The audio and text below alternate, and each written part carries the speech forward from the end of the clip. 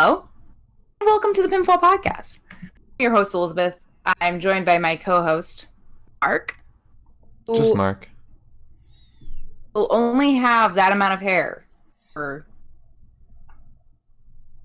hours. For how long? 12 hours, you said?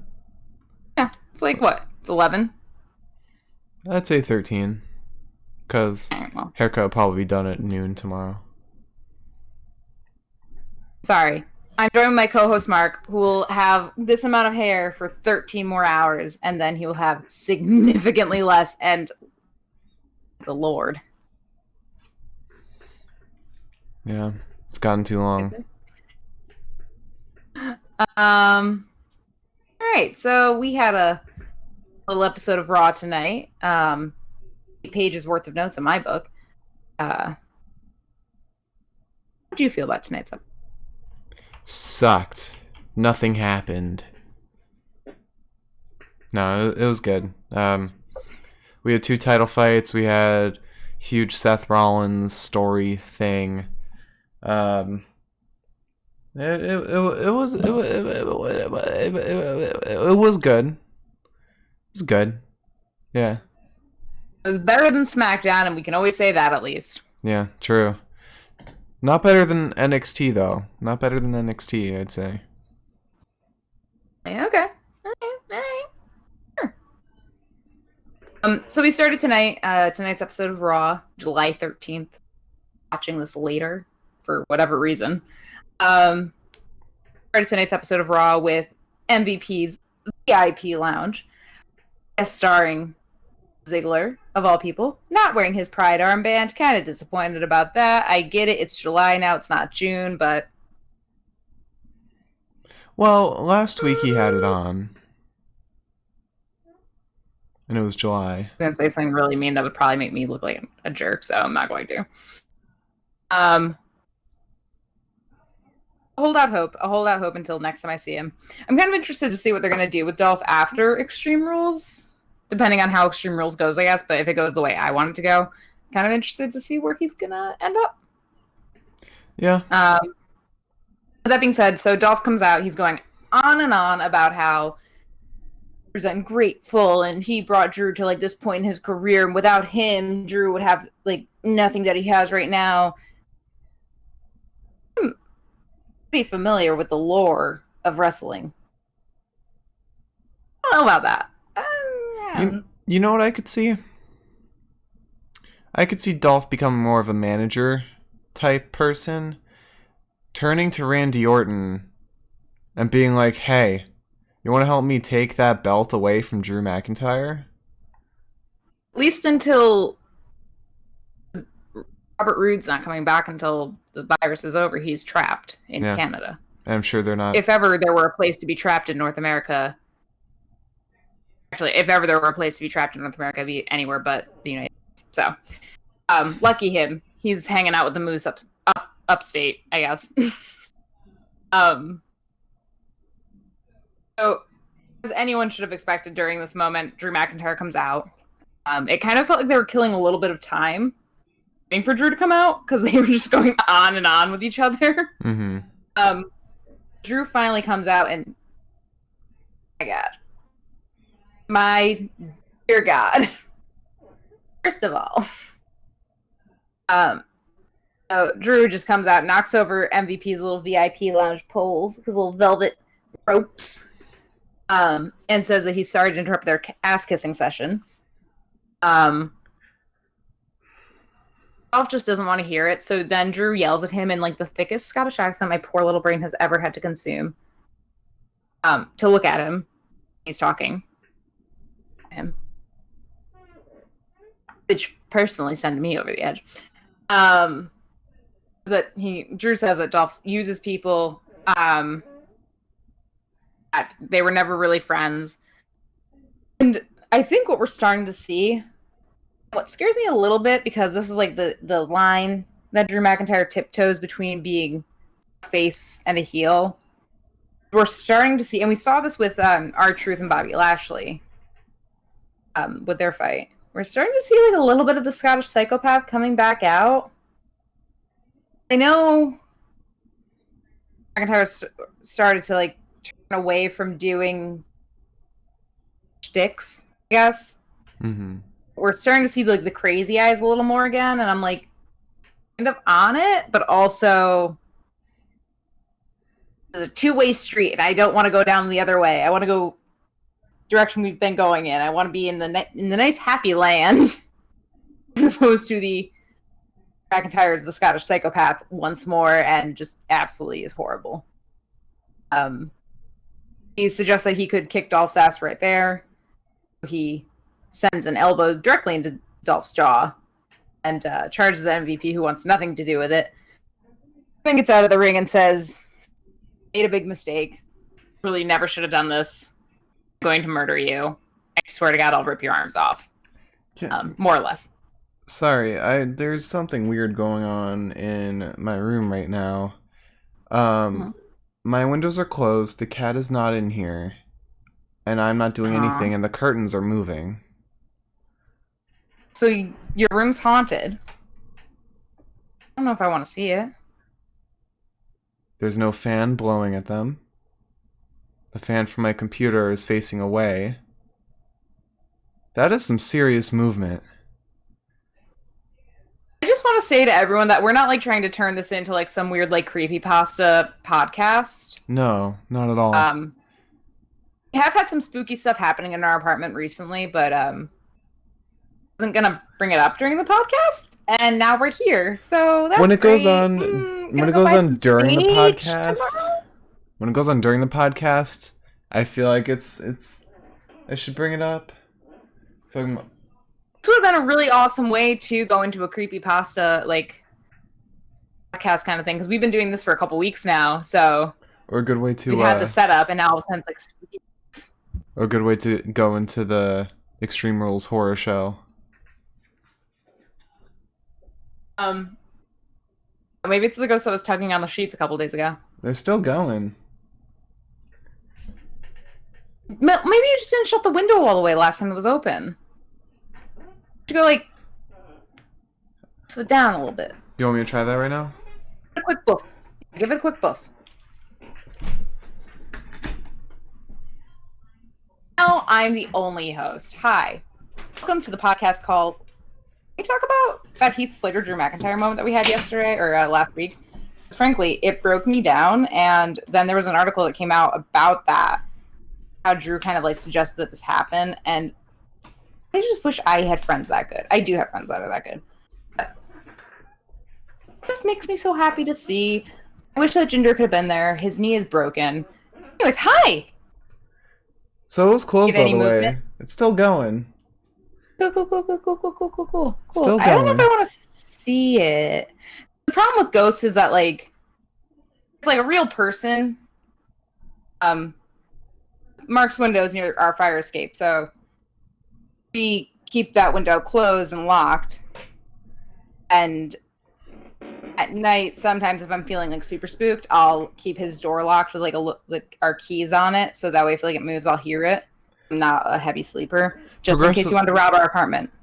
Progressively further, as we go through the podcast, we'll do Curtain Watch 2020. We'll get updates. After every fight, we'll get an update. The problem is like, the human, it's like, okay, I can lock the door and like set booby traps, and then I'll know if someone's in our apartment. The ghost, I'm gonna have to call Zach Bagans, which I'm not upset about, but you could call any professional in the world, and you choose Zach Bagans. There's Aaron Goodwin too. I would. I'm gonna call Nick Groff. Like, let's have a reunion. Before calling Zach Bagans, I would definitely call the BuzzFeed guys. No, because they're not actually gonna find anything.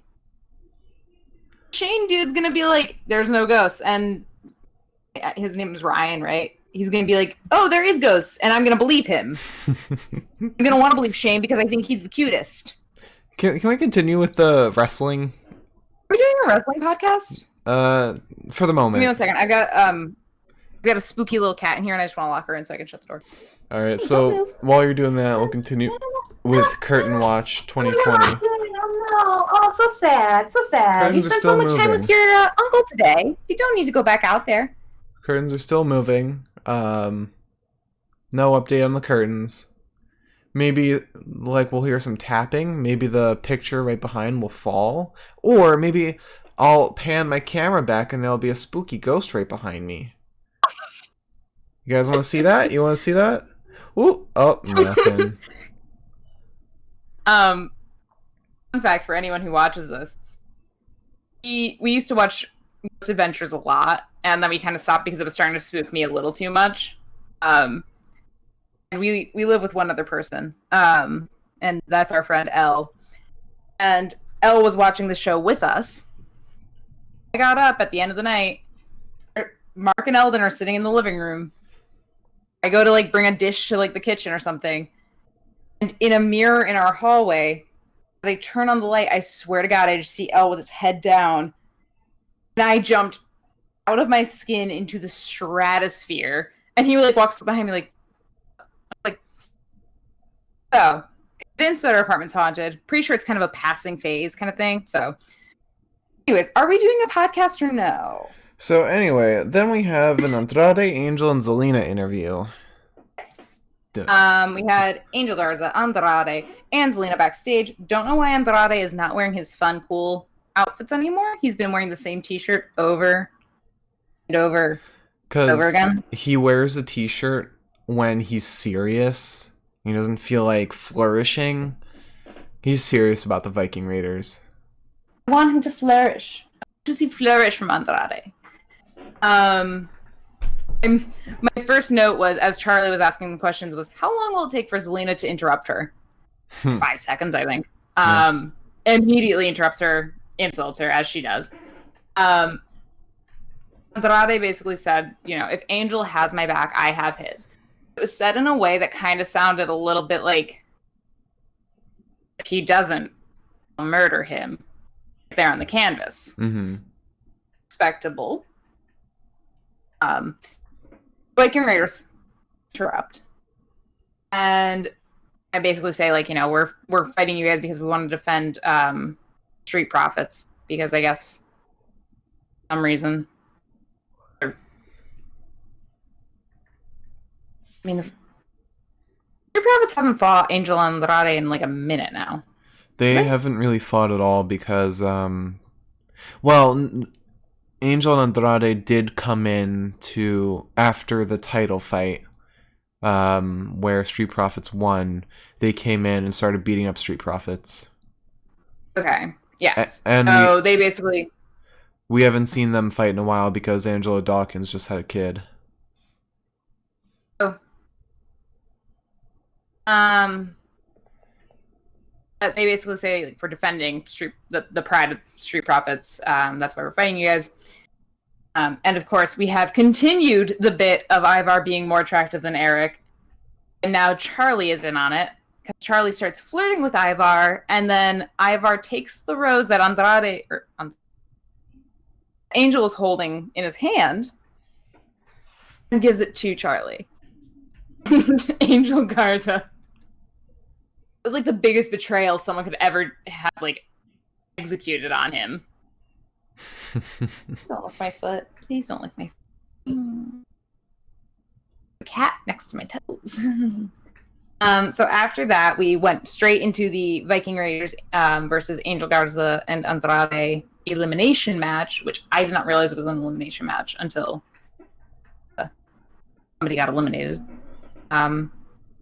Rings, and immediately Andrade and Angel go after the Viking Raiders boys. And it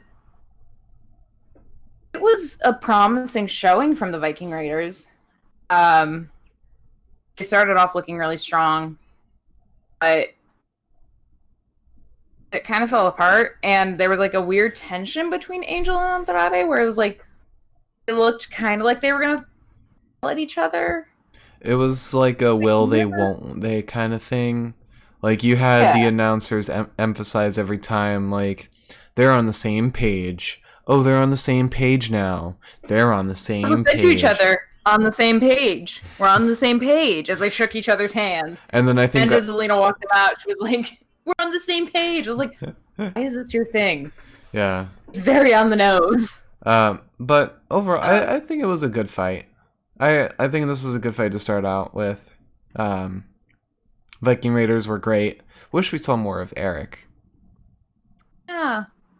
Got eliminated first. It was eliminated by Andrade after Angel super kicked him in the little face. And he was out pretty quickly. But to be fair, Ivar has a lot of... And I got that Dexter Loomis thing where it's like he takes hits and he's like, all right. Because he's a big boy. I think kind of worked to the writer's advantage in the sense that Angel and Andrade were quicker. They're, smaller, more nimble. But as far as like hit points go, Ivar has a lot more. Mm-hmm. He's also just like a big guy. I feel like he can take a lot, like Big Show. Yeah. And it takes a lot to like hurt him. You can't suplex him. Yeah. Well, I mean, so you kind of can, because I'm pretty sure he did get suplexed. Ivar goes to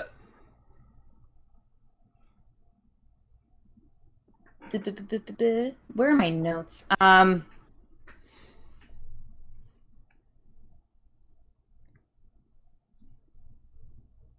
don't know. So ultimately becomes Angel and Ivar left in the ring. Oh no. Oh, Andrade got knocked out.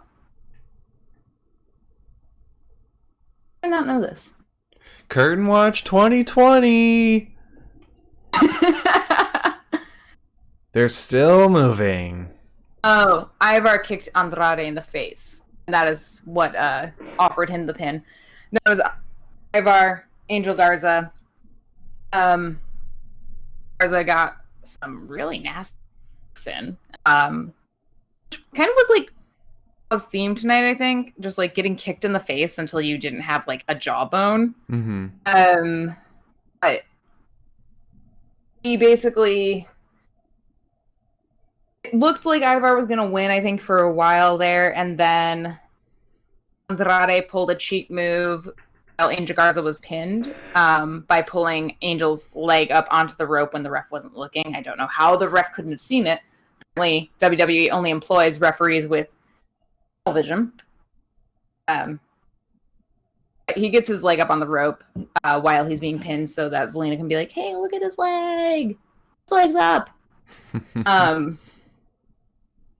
And Angel manages to counter a move from Ivar to get him into the powerbomb, offering Angel the opportunity to pin Ivar and win, thus earning a degree of respect from Andrade, which, to be honest, I'm gonna be really honest here. I don't see one friendship break up in the next 2 months. WWE. I'm gonna lose it.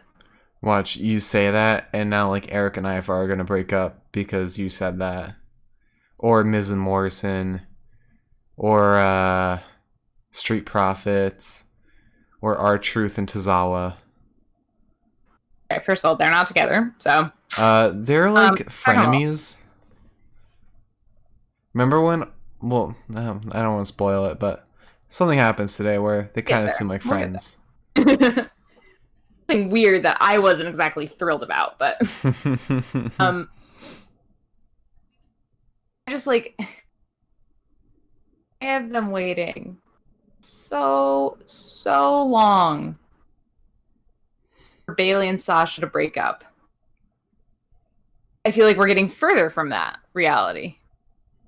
Then Angel and Andrade started fighting, and I was like, ooh, drama. I'm a Gemini. I love drama. If I see it, I'm in it. Still haven't broken up, and in fact, they seem to be better friends than they were weeks ago.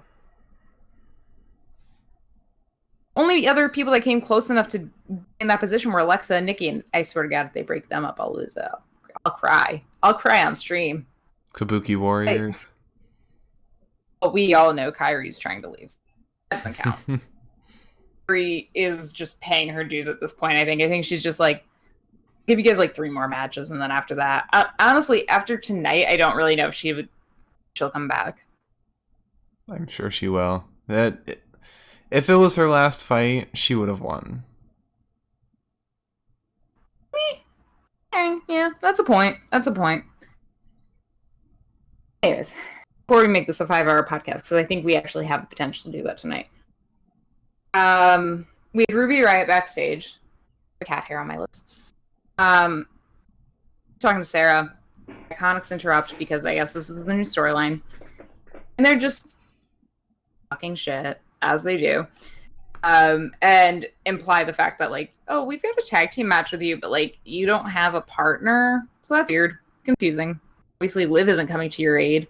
Mind you, after this match, Liv tweeted something that I didn't understand because it was 3 letters. And maybe if there's anyone who's, like, in the know, the slang, able to say what it meant, but I don't know. I'm an old man. They imply that she's going to be fighting alone because she's got no friends and she's got nobody that would fight with her. Until we get the return that I didn't realize I was craving, but I was. Bianca Belair. We have not seen in a long minute now. It's been at least a month I saw her. I think more than that. I guess when it's like a weekly wrestling show, a month isn't really that long. Even if it's like maybe a little bit longer than a month, but it feels like 4 episodes. It's been a year since, it feels like it's been a year since we last saw her. Mm-hmm. Bianca comes out and she's like, fighting with Ruby. Because I can. And I hate you guys. So, alright, that's a vibe. Leads us directly into our Iconics versus Ruby Riott and Bianca Belair match. Let's just say, thank God, Ruby Riott was not wearing her extensions today. We saw how that turned out last week, and it was not great. But at least it would have been team extensions. True. I mean, hey, is reasonable doubt that is... I got the cat hair off. Might be her real hair. It's just, that's long. Mm-hmm.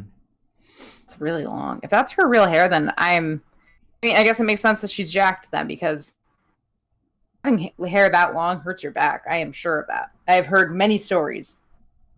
But not the pairing I expected to see today. The pairing I wanted to see today. Really immediately goes in for the cheap shot by yelling at Peyton, or yelling the direction of Peyton and Ruby, I guess, giving Peyton the chance to attack, which Ruby, for once, isn't phased, elbows Peyton directly in the neck and knocks that out cold. And most of the match for the rest of the Ruby Riott period, with Ruby trying to tag Bianca in and just absolutely getting dragged away every single time. Thank God when Bianca got in, because that was lady fighting that we have not seen in a while now. I'm just a little disappointed we didn't get any like hair whip action, because that's her whole thing. It is, but also she's been gone for like a couple minutes now. I feel like the best way to bring her back in. I mean, Ruby was only gone for a couple of weeks and had to watch her being decimated. I think for them to bring Bianca back in a way that was like, oh my God, that's Bianca Belair and she's amazing. They could save their like specialized moves, I guess. Or like when she's like when it's her fight, because this wasn't really her fight, you know. Yeah. So we also got the kiss of death, which was before I dive into the end of this match. Bianca at one point or another has Billie Kay, and Billie Kay is not like a small little butterfly of a thing. She looks like she's a taller girl. She's got Billie Kay on her shoulders. She squats her. Personally, I was impressed. That was something else. And I bring this up because Bianca's finishing move was her kiss of death, which is basically taking the person onto her shoulders, throwing them. They land kind of like on their knees, it looks like. And she did that to Billie, and the girl has muscles. Has muscles I have never seen that I'd love to have. I really hope that they start using her more. I really hope that they're bringing her back, that they're giving her a push. Oh my god. I was happy to not have to see too much Ruby Riott tonight, I think. I mean, Ruby Riott was still good. She was better than her last two fights. Just because this was her fight to win. But Bianca was definitely the highlight of the fight because it was her returning fight.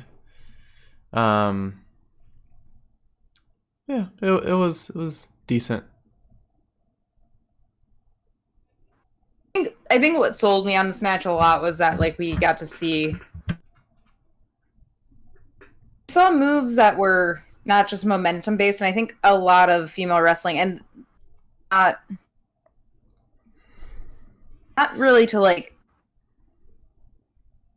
badly of female wrestling, because the last thing I want to do, especially after Friday Night's SmackDown episode, there's a lot of women who can do a lot of great things. A lot of stuff that we see now from female wrestling, aside from like maybe Charlotte Flair, Rhea Ripley, Nia Jax, Asuka, those types of people, is momentum based. That makes sense. Mm-hmm. The fact that we finally kind of get to see, and again, Asuka does this too, so I guess maybe not saying finally, but that we get to see another woman doing muscle based. I don't know how to say it. I don't know how to say it without sounding like a total ass. I don't want to sound like a total ass. Just strength-based, like, fixed position of moves.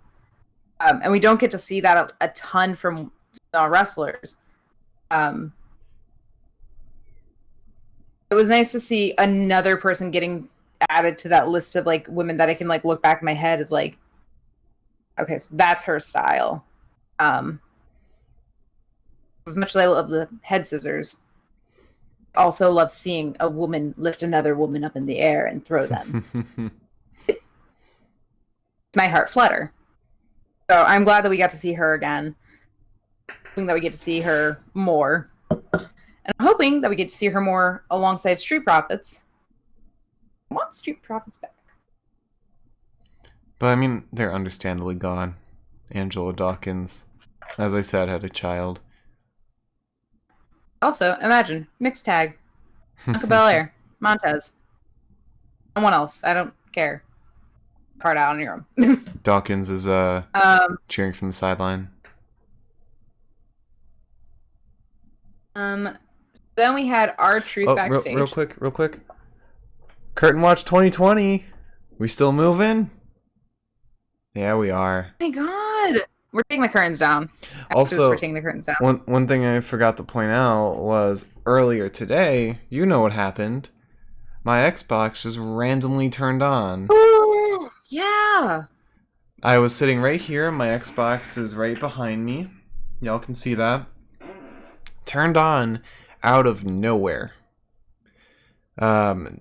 wasn't anywhere near the power button. Nothing was near the power button. My cat wasn't nearby, and it just straight up turned on. So we had that, and now we have the curtains moving. So y'all are gonna see some freaky stuff tonight. Hope not. The person that lives in the same apartment as you, I hope not. Yeah, but you're in the other room. You'll be fine. I was born under Mercury in retrograde, Marcus. I will never be fine from spirits. Anyways. We have R-Truth backstage. We have my hair looking a mess. I can hold it together without having again. This was all last second. I changed my entire outfit before I got on. I had an outfit. I changed it. I'm sweating in it. Pretty girl. Anyways. R-Truth backstage. He happens upon Ricochet and Cedric. And thank God Ricochet and Cedric still seem to be friends after MVP's futile attempt at dividing them. Didn't care for it all last week. Cedric is a lovely boy.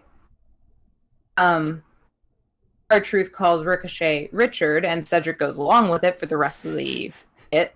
I also appreciate it entirely. R-Truth believes that he was challenged to fight Flair.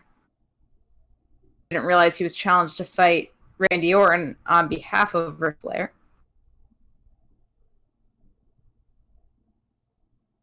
Very R-Truth mistake to make. R-Truth realizes that he's definitely gonna die.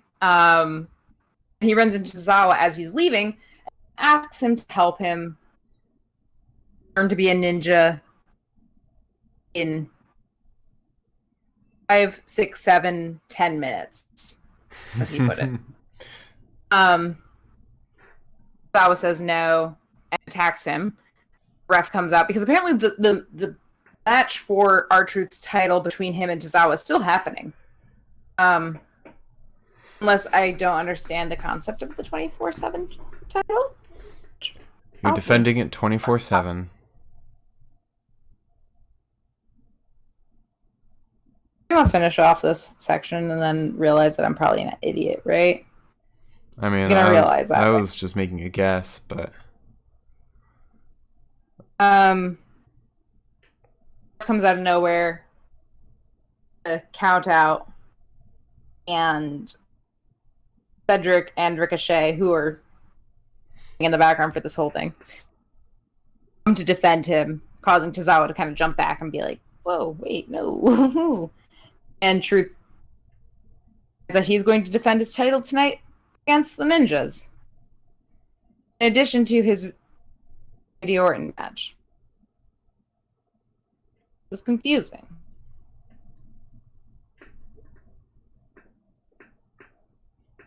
Oh, okay, so tertiary championship open to anyone regardless of gender or WWE employment status and carries the special rule that it can be defended 24/7 as in anytime, anywhere, as long as a WWE referee is present. So, silly me. Of course the challenge for his belt is still going on. It's the 24/7 championship. Oh. Anyway, up next. So then we have the R-Truth versus Tozawa and his ninjas fight. I wasn't sure why this was happening. I don't think anyone was really understanding why this was happening. He makes a point to say that he came out on his own. Tozawa comes out with all of his ninjas, and like he needs to have a whole team behind him to fight when Truth can fight on his own. And then Baszler. Because Liz was cut off, she said Shayna Baszler. Oh, was I just making faces that whole time? The only thing that came out was Zler. Yes. Okay. So Shayna Baszler comes out. And defeats Tozawa's ninjas, and Tozawa's like, for me today, I'll see you on the flip side. And he walks out, And then it almost looks like she's going to challenge R-Truth, who's like, also, not for me today. I will see you later. Have a good night. And then Shayna Baszler's got the microphone. She's talking. Kind of pulls a I'm not like other girls vibe, which I guess it's always been her vibe. But seems like she's going to challenge like Asuka or something. Yeah. Which would make sense because of how their rivalry kind of was before Money in the Bank. How Asuka really hadn't had the chance to beat her. Which kind of makes me think that Asuka's going to beat Sasha Banks at Extreme Rules.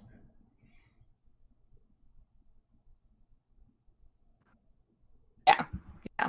I don't want to talk about our predictions this early on.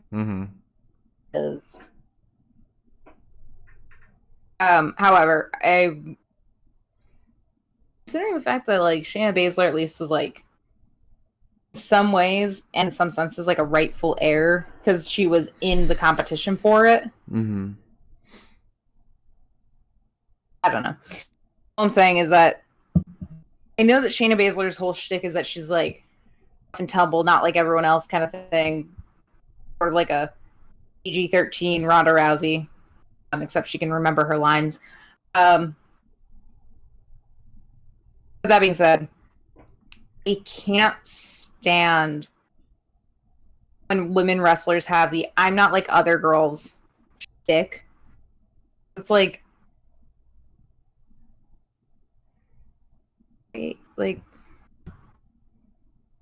that does nothing for me. It does nothing as far as like endearing me towards them. And frankly, I don't know who that endears towards them. I know that Becky Lynch had her like the man vibe, which easily could translate into I'm not like other girls. But that's like a more feminist thing. Yeah, it was like, no, I'm just in charge. I feel like Nia Jax kind of has that vibe. Her vibe seems like it's like the rest of your silly little girls like running around. It's like, I'm sorry. I just after SmackDown, after whatever the hell happened on SmackDown this past Friday that I have immediately blacked out of my head because I wish I could block it out. I just have the image of Dana Brooke in her Black Widow jumpsuit screaming into the mic with her Karen-ass colored hair. I said I was going to talk about it tonight, because I had a headache on Friday, but I have a headache now. I'll talk about it very briefly. We are 41 minutes in right now. Yeah, I'm going to vibe through it, though. Okay. I'll vibe all the way through this. Basically, I'm going to reiterate the point that I made last Friday. Because I've seen a lot of men talking about this. Because there's not a ton of women that talk about wrestling on podcast type shows or YouTube shows that I've found thus far. So help me God if I do find them, because I love that. I've heard a lot of men talking about it, and I don't understand why it had to happen. It was pathetic. Not for the wrestlers at all. It was pathetic of the writers and the showrunners who did it. It was embarrassing and also incredibly demeaning and infuriating when it's like, you had how long for this segment, and you couldn't have just picked two of those four wrestlers or put 2 and 2 on one side. Make a little promo where they're yelling at each other. Who cares? That's what you did with King Corbin and Otis. Or just have a free-for-all. Like Otis stole King Corbin's crown, and all of a sudden King Corbin was like attacking him in the ring. So do something like that. Don't make me watch karaoke. It's like these women are training. These women are so much more fit and stronger than I am. and a lot of men nowadays, by the way. And you're telling me that the only thing that you can do with these athletes, I don't care how real people say WWE is, it doesn't matter. You have to train one way or the other. You have to be fit. And take these people, these athletes, these very healthy, strong individuals you've signed and pay, and you're not going to make a fight? Yeah, Naomi even apologized to her fans for that whole segment.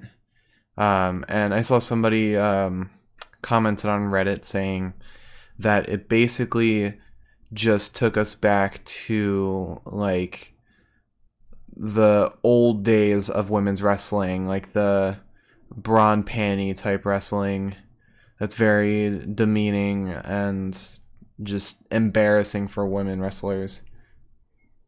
And like, it's embarrassing for like the women who watch the show too, which is like what throws me the most. Is that it's like, I know that I'm sure I haven't done the research, but I'm sure that the majority of people watching WWE are probably men. But even then, it's like, read the room, maybe. I think it was either Peter Quinnell, Sean Ross. We follow both of them on Twitter on our podcast account. You know, one of them made a video about it, going off on the whole thing. And it's like, I expect myself to be angrier about certain things that happen in women's wrestling than men are, because sometimes men don't pick up on certain things that happen with women in entertainment industries, where like a woman looks at it and they're like, oh, I don't like that. And men are just like, whatever. But if a man's also picking up on it, I'm like, I did something wrong. I did something obviously wrong. Mm-hmm. I mean, like, anyways, you have all of these women, and how many of them are going for the SmackDown Women's Championship? Nikki Cross. That's it. Dana Brooke, Carmella, Naomi, Lacey Evans, none of them are trying to get the title. They're all feuding amongst themselves for useless purposes because SmackDown doesn't know how to write women. I know the whole writing teams merged between SmackDown and Raw, but did they? Did they though? I would have preferred entirely there to be like some sexist promo where it's like, oh, Lacey and Naomi are wearing the same thing. Oh my god. And then there'd be a fight. I would have preferred that even. Yeah. I would have preferred something that led to wrestling the way wrestling should be done. And not barefoot women looking like they've come out of a bar at 3 a.m. fighting each other. It doesn't make sense to me. These are athletes. These are people who have trained. These are people who have dedicated their lives to your brand. Mm-hmm. And you're putting them in a karaoke competition so that they can fight barefoot, while Dana Brooke, I think Tamina was wearing heels too. Well, no, she was wearing boots. Okay, so while Dana Brooke almost breaks her ankle interfering, like... And this is my last point. Or also, Lacey Evans was in the military, and you're having her do karaoke. Like, she fought for our armed forces. And this is my last point. It felt very weird with Jimmy Uso hosting it.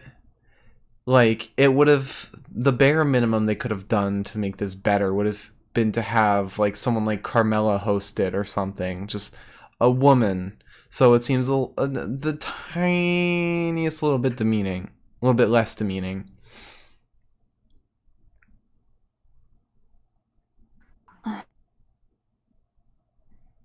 This is my last point too, because I can tie it back to what I was talking about prior. Because it's only getting worse while I talk about it. It's just... it stirs something up inside of me. I know that this is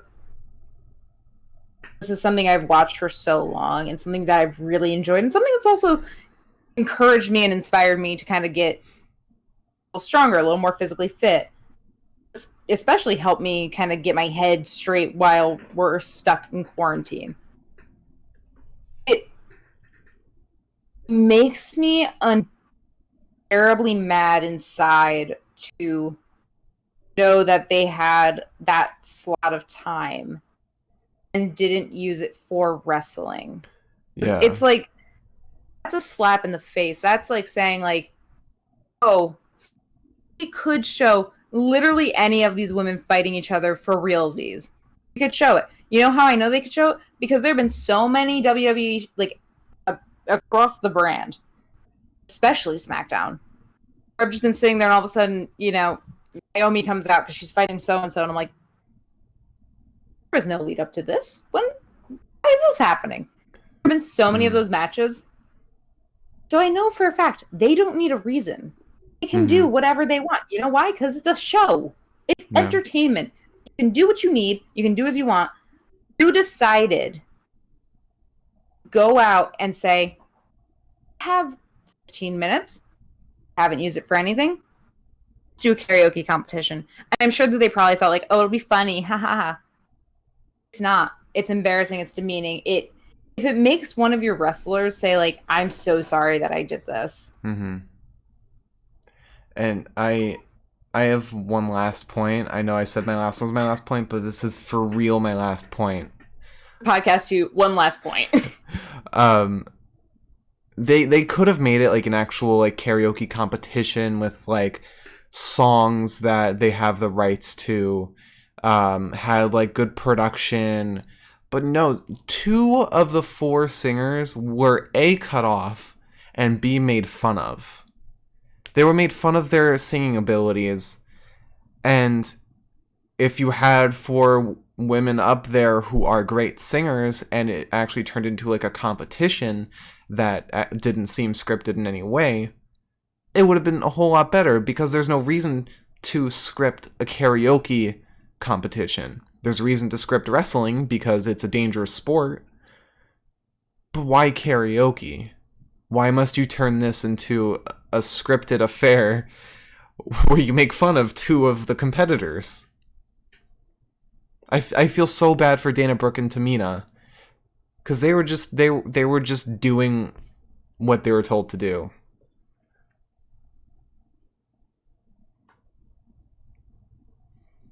So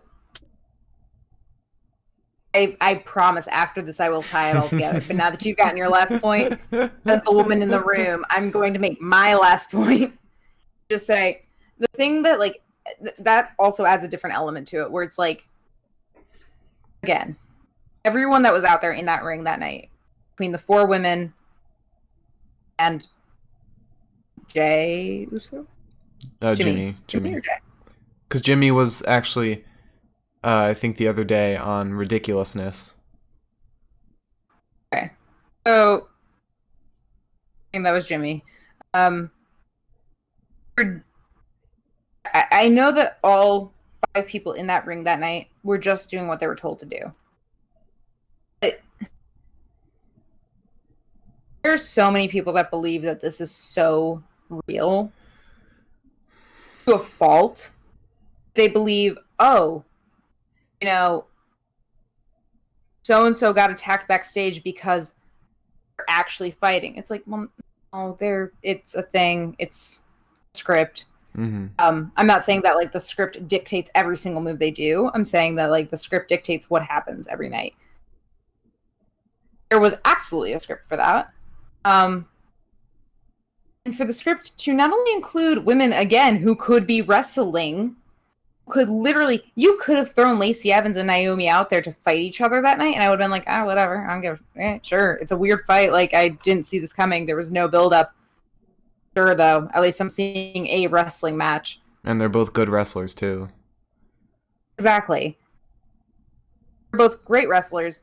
Instead of that, you gave me a karaoke session using songs from basically only men wrestlers. And you had 2 of the 4 women get made fun of not singing well, when, oh my god, they're wrestlers and not singers. You can't, you can't come to my job and say, oh, Elizabeth, you didn't make this filet mignon right. I'd be like, well, that's because I answer phones for a living. Oh my god. That's not my job. Anyways, I could make a whole hour and a half podcast about how mad I am about this, because I personally I don't work for them. I am not a wrestler. I am not an athlete by any means. Sometimes I lift a 12-pack of hard seltzer and I'm like, oh, that's a workout for the day. I felt demeaned. I felt embarrassed for the women, and if SmackDown does not come through this Friday with like a real ass fight between somebody that is not Bayley and Sasha, or Alexa and Nikki, well, let's be honest. I'll do this whole thing again. I'll talk about it again. I don't give a shit. Well, let's be honest. It's a pre-pay-per-view SmackDown, so that nothing's gonna happen. We're gonna get nothing. I know. Anyways, where were we? We're 54 minutes in, and we're not even halfway through. I know. But as a female viewer, that made me want to kill myself in front of my own TV. Sad. That is why I cannot stand. I'm not like other women. Dick that Shayna Baszler has. Oh, that's where we branched off from. That's literally where this all comes back to, because I don't know what her shtick would be. I do not expect every single female wrestler to be like, we're all in this together, we're all women. Ha ha ha. Like, there's a way to be like, I'm not like the other girls here. And to like almost explicitly say, I'm not like other girls. Shayna, we know you're scary. You've almost broken several people's elbows. Definitely not like other girls, because you're a massive, massive, scary lady. And you're friends with Ronda Rousey. Better. She could be the Bobby Lashley of women's wrestling. She is. She could be if they weren't spinning her to be the I'm not like other girls type wrestler. Like, Rhea Ripley has a very similar vibe where she's just like, I don't fucking care. I don't care about anything that's happening. Like, I'm here for me. I'm here to make sure I succeed. Could do that with her. You don't. Guess what? Go on. It's almost like NXT cares more about their wrestlers than Raw does, or SmackDown. Isn't it crazy what happens when you put Triple H in charge of a brand? I have another... Actually, I'm just going to mention this now. Aleister Black, as much as we love him, as much as we love Aleister Black, making it so that he, like, worships Rey Mysterio, and, like, models his whole fighting style after him, it doesn't really do his whole past and history service, turning him into just kind of, like, this blind follower of Rey Mysterio, where he used to be like this loner kind of character who would only be out by himself, and like the what you were talking about earlier with his background, how he kind of like looks at Satan from a different perspective, how he's just like a loner. I haven't talked about that on this podcast yet. I know. I talked about that to you. Yeah. Well, as Liz mentioned to me another point or another time ago. Bits are being stolen. Go on. Sorry. I just research. I needed to connect to my point here. Just that. I want to hold on to that until we get into the Aleister Murphy match.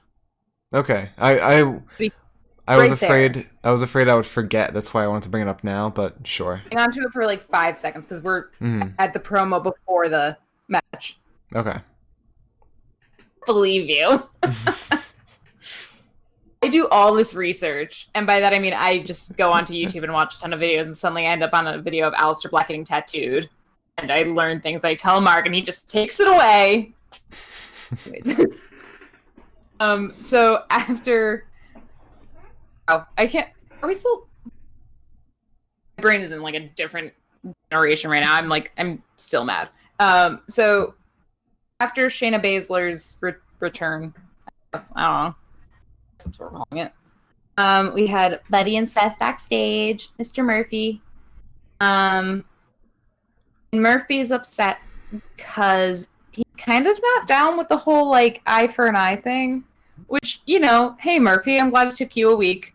Me 5 seconds after Rey said it. And I think probably Kevin Owens and Seth 5 seconds after he said it. It was kind of cool that we got to hear Murphy speak. We have not heard him speak in a minute. Sometimes I forget he's Australian. That happened. Then we had Seth Rollins walking out because he has a new message. So glad that these are not like voicemails that he leaves on people's phones, because if it is, oh my god. He's like, every week it's like Seth Rollins is like, I have a message.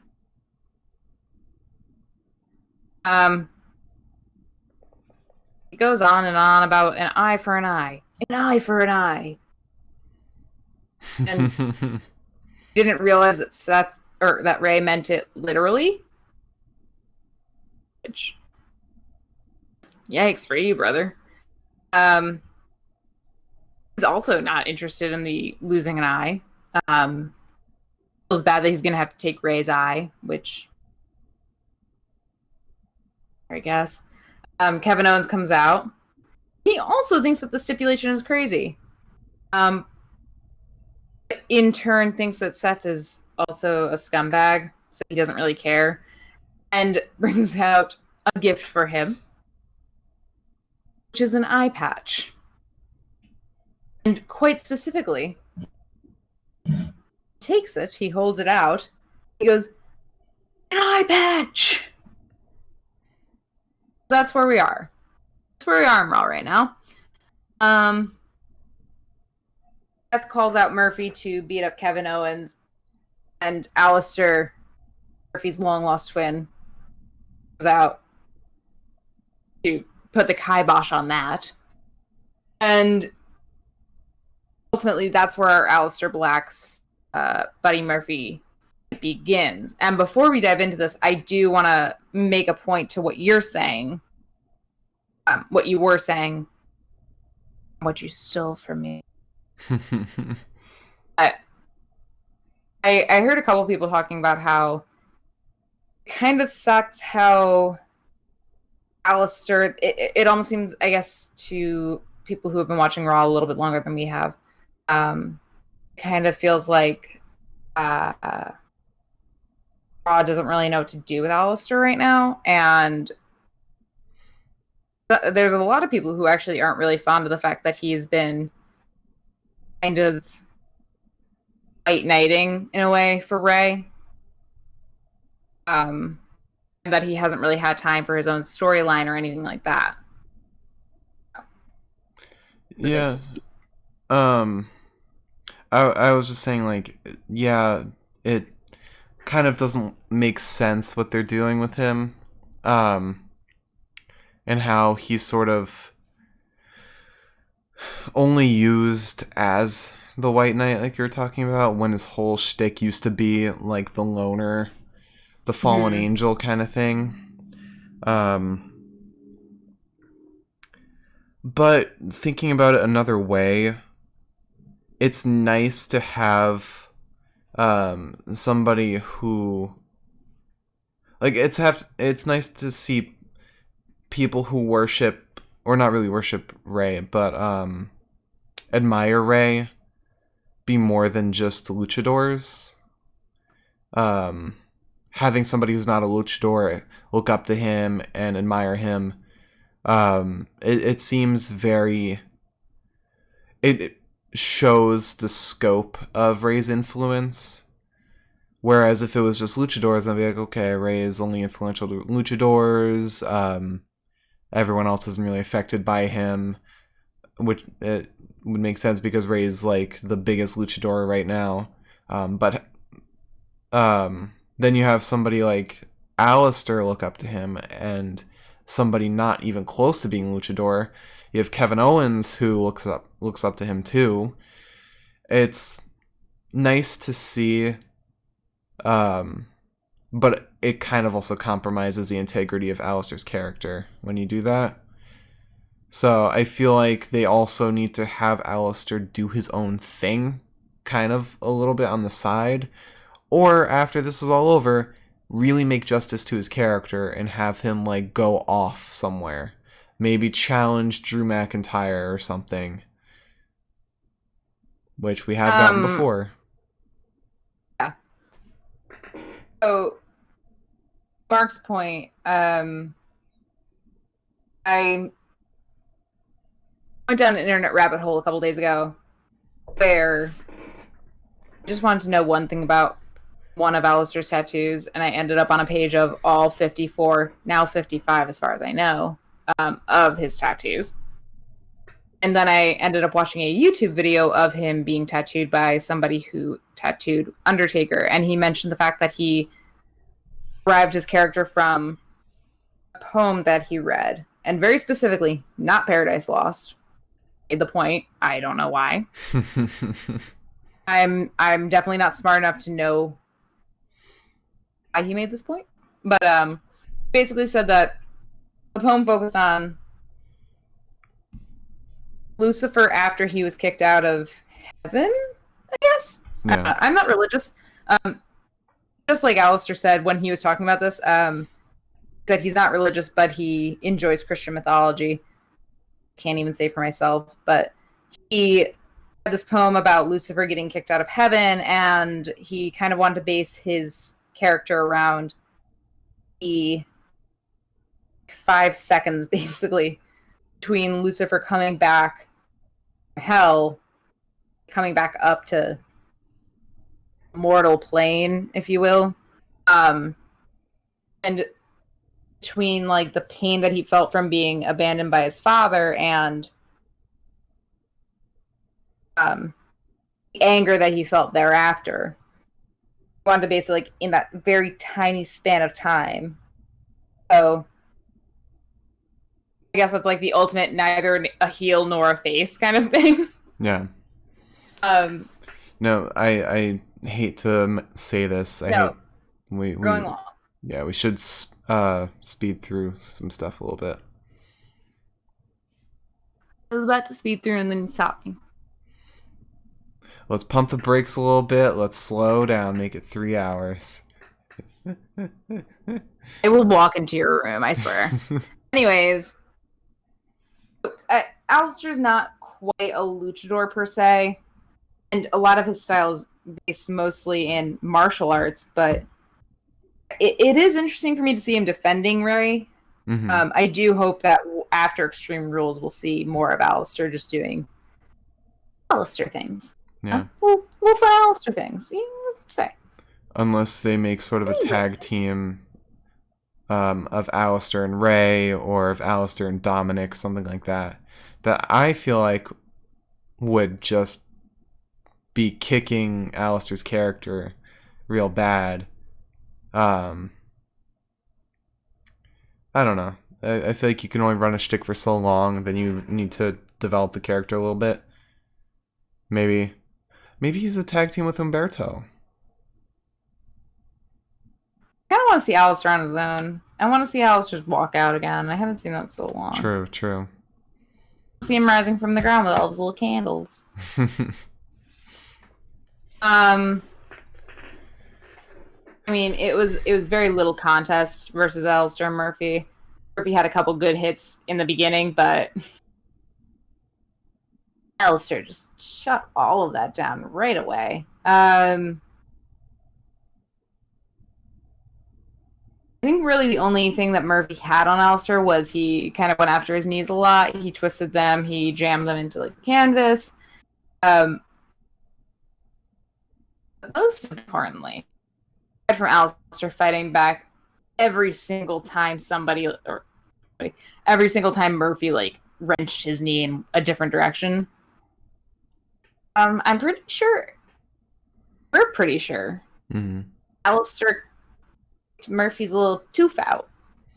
Yeah, because I noticed this after, like, Alistair landed a solid kick to Murphy's face. Kevin Owens looks down at the mat, picks up something like this, holds it up, and then goes over to the announce desk and puts it down. It's very clearly a tooth. Like, there's no denying that he picked up a tooth and put it down. Unless it was like a piercing or something, but I don't think either of them were wearing piercings during the fight. I mean, I think Alistair's got a lip ring that he was the one kicking, so I don't think that's what could have fallen out.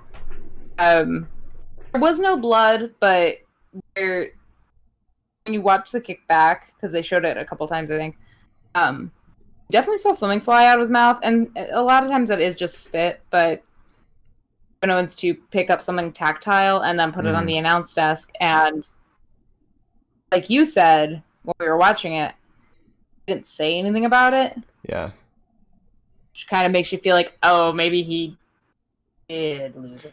Yeah, like, if you have this character that is so tough and, like, such a strong person like Murphy is, acknowledging that he lost a tooth sort of weakens that character a little bit. Especially when it's not part of the script in any way. So I can definitely see them refraining from mentioning it. And Alistair gets a nice, good kick to Murphy's face thereafter. And knocks him down, covers him for the easy pin.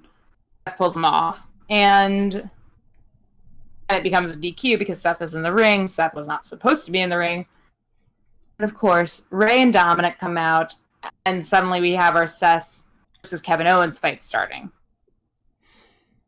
Who needs a walkout? Who needs a walkout anymore? Nobody. Not Alistair. Not Alistair. I missed that. Alistair, Rey, and Dom still remain in the ring. He is not there, which I think is kind of done for a point because the whole point of Alistair, Rey, and Dom being there was that, like, Seth couldn't escape anywhere. Anytime he was thrown out of the ring, like, there was no chance of him running away. And Kevin Owens, thank God for the man. He had a lovely, lovely evening. Not just like a handout, more or less. I mean, Seth got some good hits in on him. But in spite of the fact that Kevin Owens got choked out by the ropes, thrown into the plexiglass, punched, had his arms in a submission hold, so many things happened to poor Kevin Owens tonight, and my dude said, my motto is fight Owens fight, and he did not lay down for a single thing. He kept kicking out, and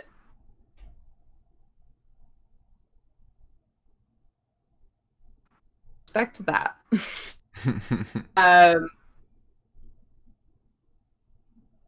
Even Seth's, finishing stomp move didn't work out tonight. Kevin manages to send him over the ropes. Even after Seth went for his eyes, Kevin Owens had his little pals backing him up. And they scared Seth as Kevin was trying to, like, kind of get his wits about him. And while they were trying to distract him, Kevin Owens went in for the stunner and just smashed poor little Sethy. Mm-hmm. Smashed him. Covered him, stunned got the pin. Heck out of him. Yes, he was stunned. Personally, my favorite moment of this match was after Kevin had been thrown into the plexiglass, or thrown out of the ring, more or less, but basically into the barricade plexiglass area. And Seth goes to attack him, and Alistair just stands in the way, like, no, it's not gonna happen. And Dominic comes up too. And then Kevin Owens just jumps up and he's like, surprise! It's just Seth. It's art. It's art. Mwah. Chef's kiss. You have anything to say about this match or no? I mean, I was going to save all my criticism, or not criticism, but talk about the matches for when we talk about the fights of the night.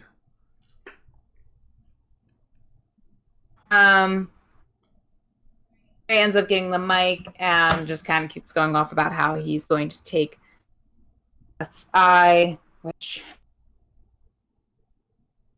I'm not down with. Mm-hmm. Even a little bit.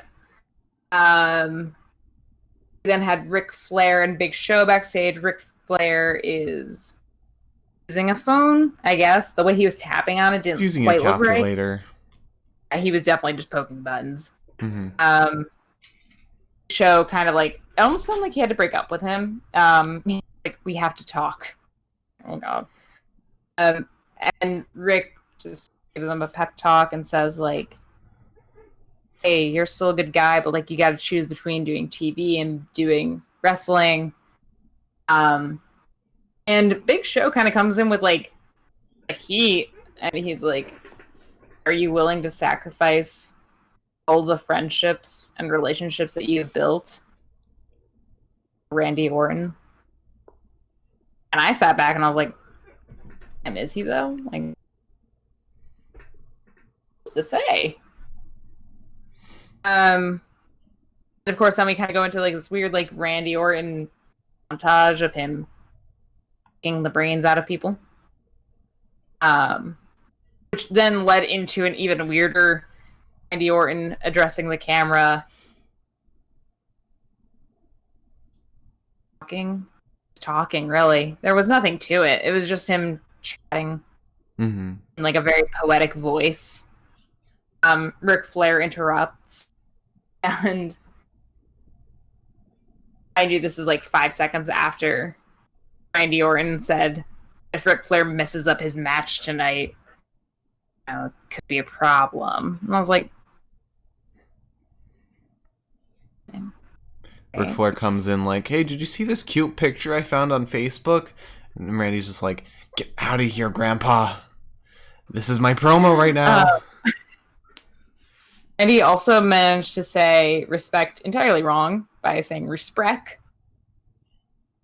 And for some reason, maybe it's because I had nothing else to laugh at tonight because I'm still held up by eye for an eye. That had me in tears for at least a second. And then we had the R-Truth versus Randy Orton match, which I think we all kind of knew was going to be like silly. And after R-Truth comes out, Ric Flair comes out too. And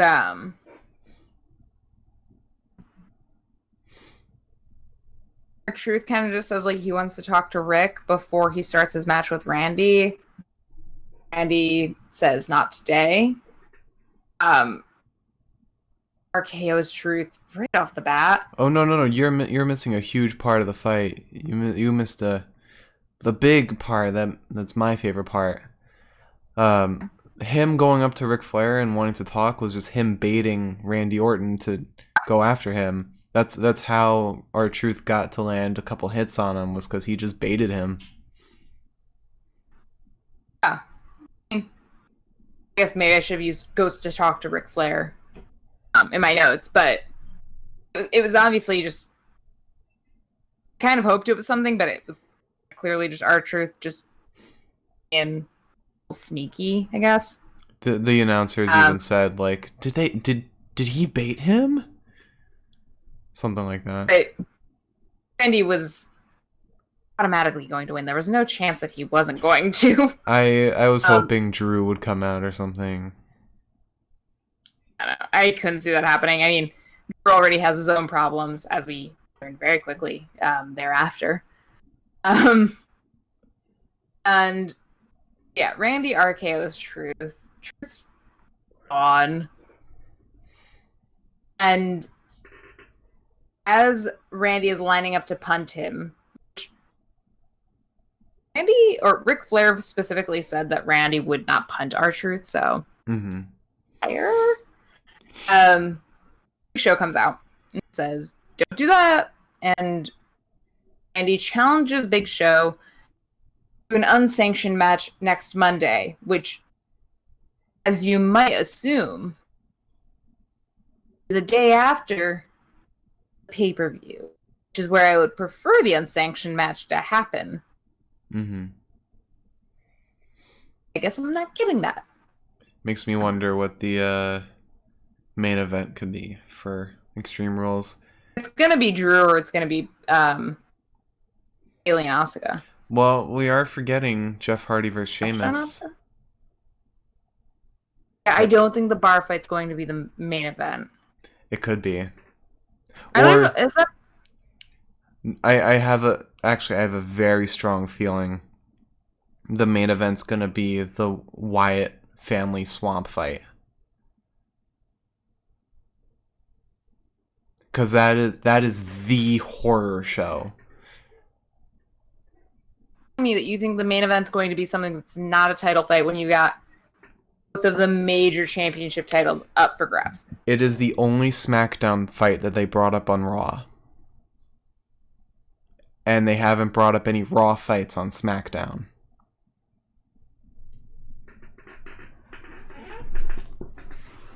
That I can see that being the title fight. Or not the title, the main event fight.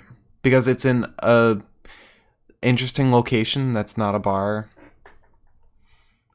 Most production value is probably going to go in on that. It's like how the Velveteen Dream Adam Cole fight was the main event of NXT. No, that wasn't the main event. Never mind. But I'm still going in with that prediction.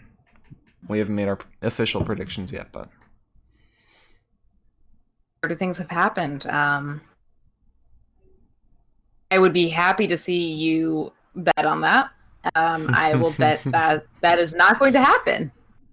I'm not going to make a specific bet. I'm just going to tell you that you're wrong. Okay. That's your bet can be your bet. My bet is that you're not right. Anyways, then we had Cedric and Ricochet backstage. MVP approaches Cedric again. I to snatch him away from his little pal Ricochet. It doesn't work. It hasn't worked. Why would it work this time? Which is the theme of the next night.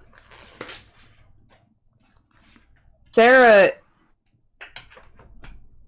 the interviewer, goes up to talk to MVP and Bobby Lashley after this interaction between them and Ricochet and Cedric. And MVP is like, I don't want to talk to you. I'm not worried about the match. I've destroyed Apollo multiple times now. Like, why would I be worried about this? And then walks away, and Sarah looks like she's like, oh, I've got to find something else to do. And, like, it looks a little awkward, looks a little weird. And she sees Drew McIntyre. She talks to him, and he says the same thing that he's been saying since an hour ago at that point, which is he's not scared of Dolph. He set up the stipulation be Dolph picks. He doesn't care what he chooses. He's going to destroy him. And Dolph, like a little flying squirrel, comes out of absolutely nowhere to attack Drew. And it doesn't mean anything because Dolph is tiny and Drew is not. Drew picks him up and throws him onto like one of the practice rings that's like backstage with them. The only thing I got from the whole promo was that Drew McIntyre was so sweaty, and I don't understand why he didn't just change into a t-shirt instead of keeping that button up on all night. Like wearing this dark blue button up, and his back is like black sweat. And I was like, the continuity. Absolutely same right now. I am soaked in sweat. Also, my God, dude. Something. Anyway. Love him. So after that we had Bobby Lashley versus Ricochet or Richard. Well, depending on who you are. Or Ricochet versus a brick wall. Ricochet gets in there. He immediately kind of gets to like little Ricochet move, kicking him upside the head. But it doesn't matter because it's Bobby Lashley, and Bobby takes his legs out. Ricochet got a couple good kicks on Bobby's head. I guess is his weakness, but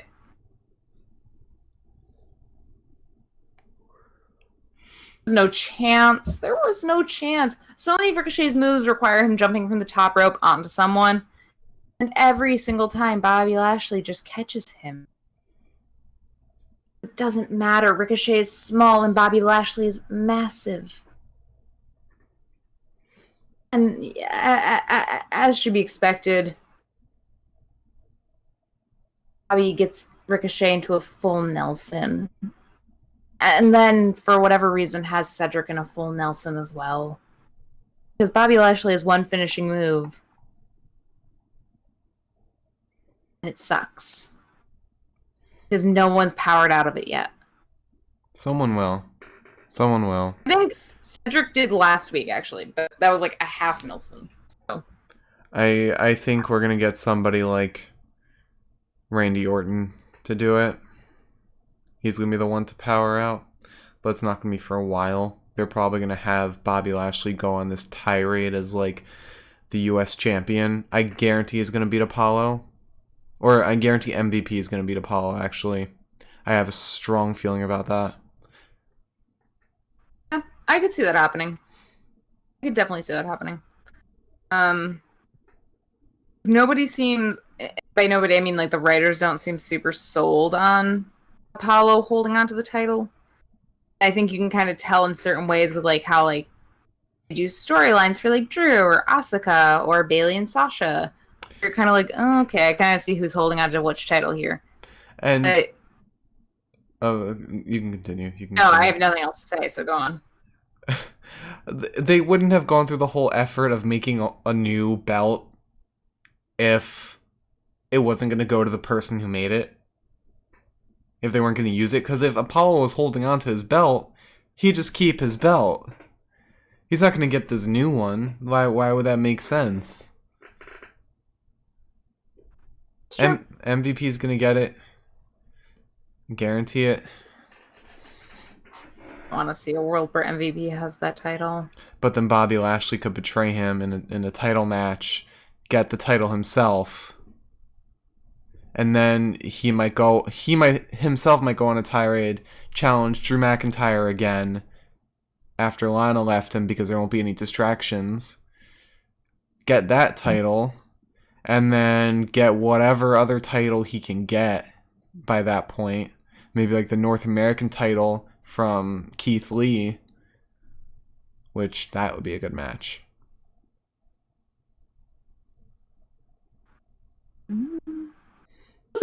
We'll see. I wouldn't be shocked if... All I can say is I wouldn't be shocked if Apollo does not hold on to the title after this coming week. I mean, he defended it in a pre-pay-per-view. Last pay-per-view, so I kind of wouldn't be shocked. It doesn't seem like WWE's like sold on caring about him having it. Yeah. Yes. This brings us to... Oh, actually. There was one promo in between this and the final fight of the night, which was Big Show backstage. It was very barely a promo. It was just Big Show seething. And confirming that he has accepted Randy Orton's challenge for next Monday, which, again, is a very weird way to say next Sunday. Because if it doesn't happen Sunday, what's happening Sunday? Next Sunday. Next Sunday is no pay-per-view. This coming Sunday. Who cares? The Sunday that's happening next. Anyways. Sorry, who's the host? With the most? The lady host.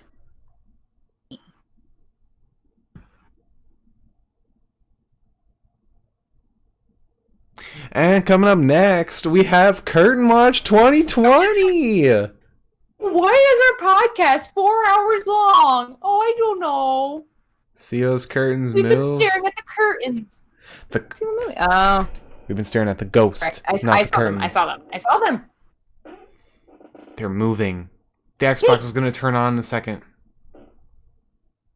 The cat's asleep, and she's the one who's going to notice ghosts first because she's a cat. And my door is shut, so she's not going to notice any. Because there's no ghosts in my room right now. Haha. Or they've put her to sleep.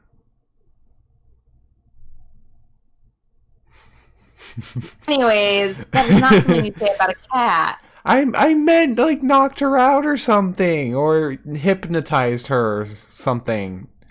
God. Anyway, shall we continue with the podcast? Podcat? Yeah. The podcast. So our final fight tonight. That was totally us in clapping. Sasha and Bayley versus Asuka and Kairi. I'm gonna be honest with you. Walked into this fight thinking it doesn't matter. Sasha and Bayley are gonna keep the titles. It literally could not matter less. Like, this is a silly fight to have. We've seen it 400 times. And then around like the last 2 minutes of the fight, I was like, this matters. For me, Matter. It was when Asuka had Sasha pinned, and then Bayley started to step in the ring, and then Kairi came in and like knocked her out of the ring, and I was like, oh, they have the counter. They have the counter to the trickery. But they did not. Nobody can counter it. Except a second ref. Extreme Rules. That's how you beat Stipulation. Sasha. A second ref. Stipulation for Extreme Rules is a second ref. I want it to be both of the lady refs. Or cage match. Meet any of these men out there. Hell in a Cell.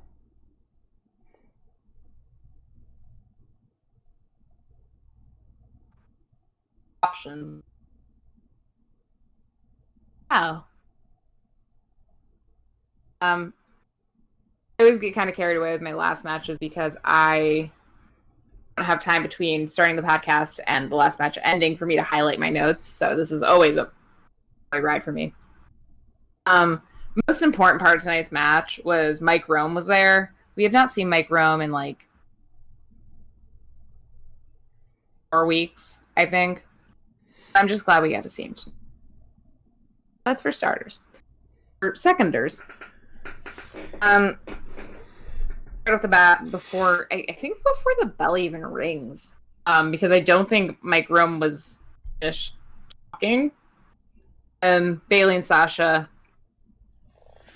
attacked the Kabuki Warriors right off the bat. Right off the bat. Got that one done and out. And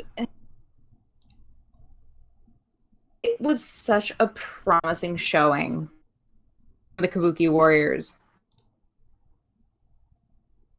I am upset that it did not work out the way I wanted it to. Yeah. For once in my time watching Bayley and Sasha fight, which at this point we have seen them fight at least 2 times a week. We saw people that were able to counteract their moves to get past any sort of like sleight of hand that they had, more or less. Lack of a better word, I guess. And I genuinely was not excited for this match. Not excited, but like I just didn't care, I guess, because I've seen every iteration that this match could possibly have at this point. I've seen it all. It's been 86 years. Can I give let me finish. Yeah. Just let me finish. I didn't really care about this. I kind of thought I knew how it was going to go. I was like, Bayley and Sasha win. Bayley and Sasha always win.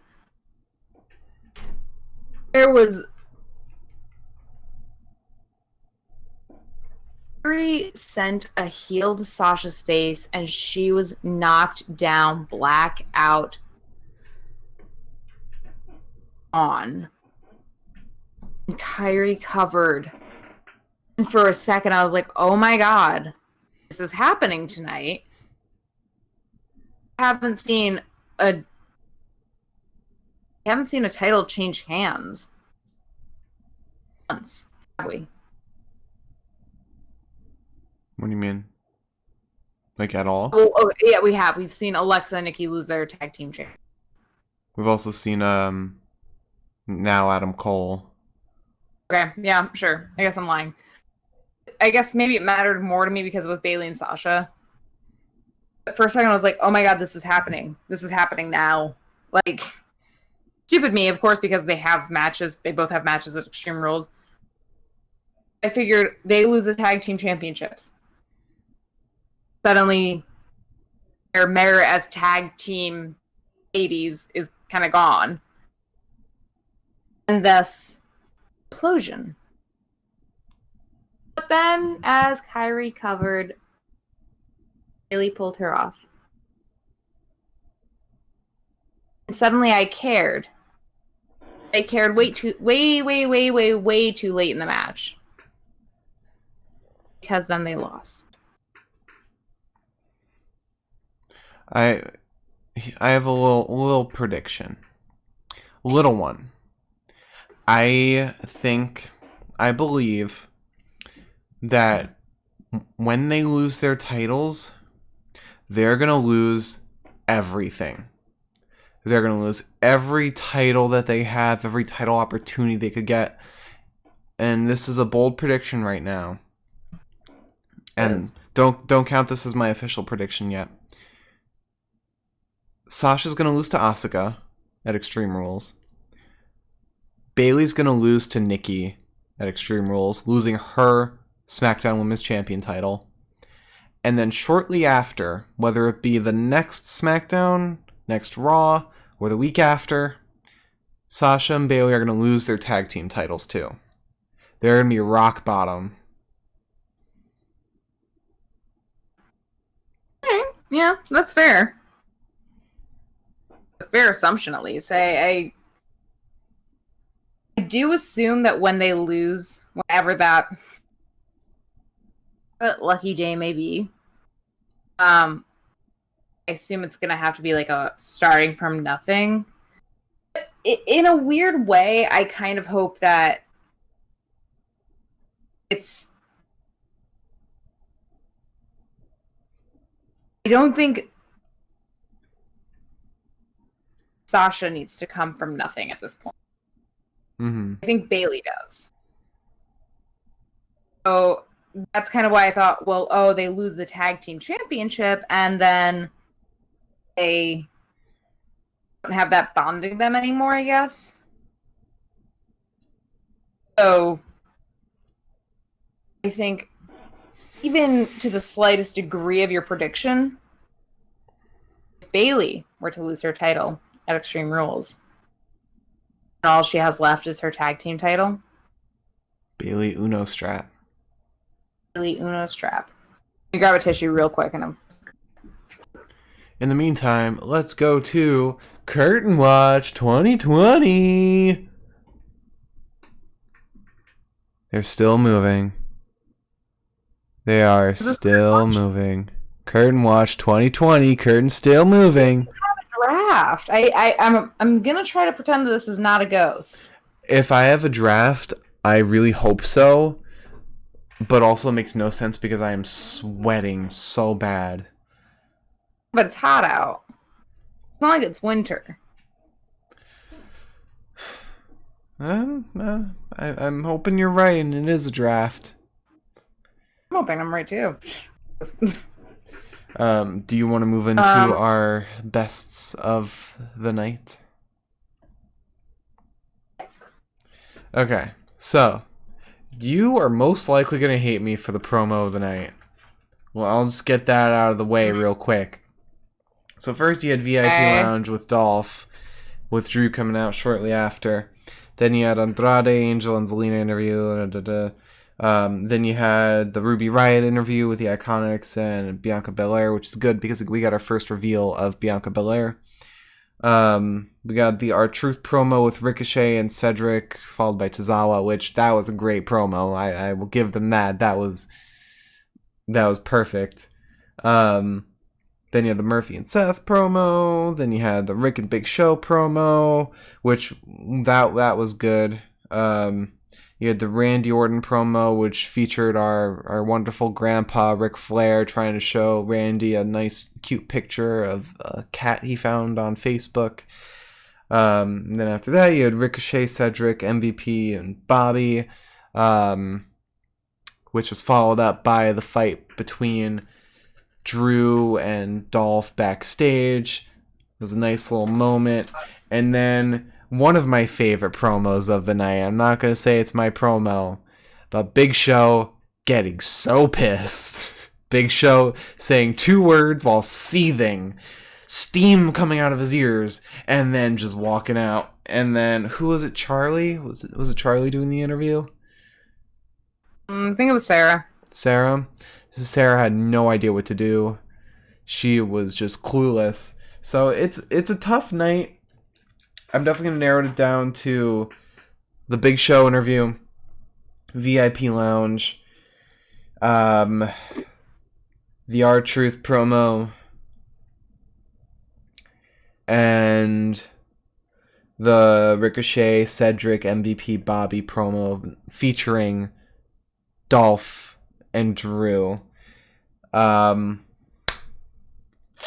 If I had to pick one, I would say it's... Let's see. This is tough, but I gotta say the VIP Lounge, so you're probably not gonna hate me.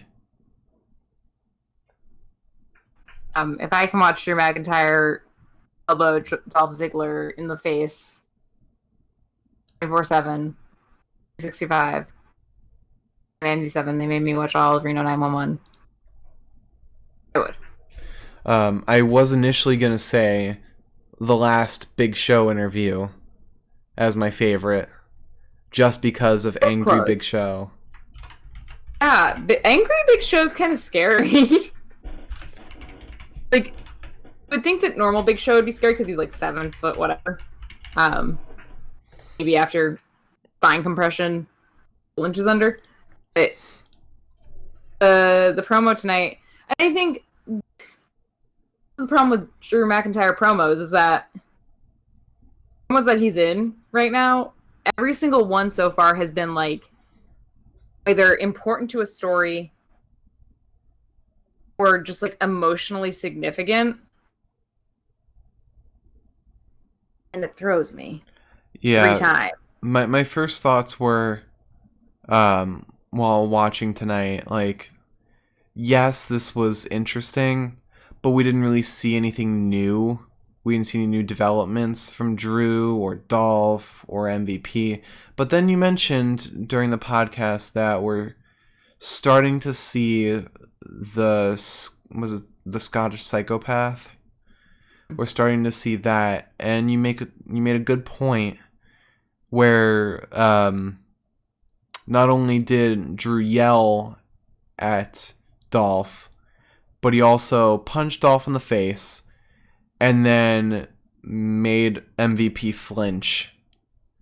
We saw the little monster peek out to the surface. I think, and we've been seeing that again, because I also said this earlier. We've been seeing that more since the Bobby Lashley MVP truth fight, because that was the first time that I noticed it, I guess, where like I saw a look in Drew's eyes and I was like, I don't recognize you, sir. And then last week, which solidified him as my promo of the week last week, we saw both like the soft side of him with Heath, and again there was that look in his eyes, and he yelled at Dolph in a way that we have not heard him yell yet. And he did it again tonight in like a even angrier fashion when he said, "Look at me, damn it." Yeah. And I said, first of all, buddy, you clearly don't care about swearing on TV, and I respect that. There is a world where at Extreme Rules, Dolph wins because he is the only one in the world to mentally break Drew McIntyre. I don't see this as mentally breaking him, though. I see this as sort of like in Limitless. I feel like this is unlocking a second part of him, and not a weakness per se, but a much scarier, hell-bent, singularly focused part of him. But it's a side. It's not, Sorry, go on. I'm gonna say that like it's not the same way that like Bobby just kind of came out of nowhere and was like, I deserve this title, blah blah blah, because like I've worked so hard for it. It was like, Drew defending his title and defending his journey to this point. Now he's defending his title, and the fact that he feels like he got there on his own, maybe save for like a couple of the friends that like haven't like been attacking him, like Heath and Jinder. Which in terms of kayfabe, I don't really know where Jinder stands on this at that point. But I feel like we're seeing a scarier side of him, not necessarily a weaker side of him. Like, you wouldn't say that Bobby Lashley is weaker because he's so like Right. I think that that's what we're seeing with Drew right now, is that we're seeing kind of a Bobby Lashley side of him where he's like, I don't care what you want. I don't care who you are. If you're going to challenge me for the title because you think that you deserve it because I don't. Like, your reason for deserving this is because I don't deserve it, I will name you. The difference here, though, in my eyes, between Bobby and Drew is that this new side of Drew might make him sloppy. The hard side to Bobby is not sloppy because he has MVP to sort of keep him in line. Drew doesn't have anybody like that. He doesn't have anybody to sort of steer him straight. If he gets too angry and aggressive, I could see a world where he sort of makes mistakes, gets way too aggressive, and maybe Dolph isn't the one to take it, but maybe he pisses off Randy Orton. Maybe he pisses off Edge or somebody like that. I do see I do understand what you're saying. I do definitely see that as like a possibility. His storyline where he like lets those emotions that led to him getting fired and uses those emotions for his storyline in the same like kind of fashion that they're doing Jeff Hardy right now.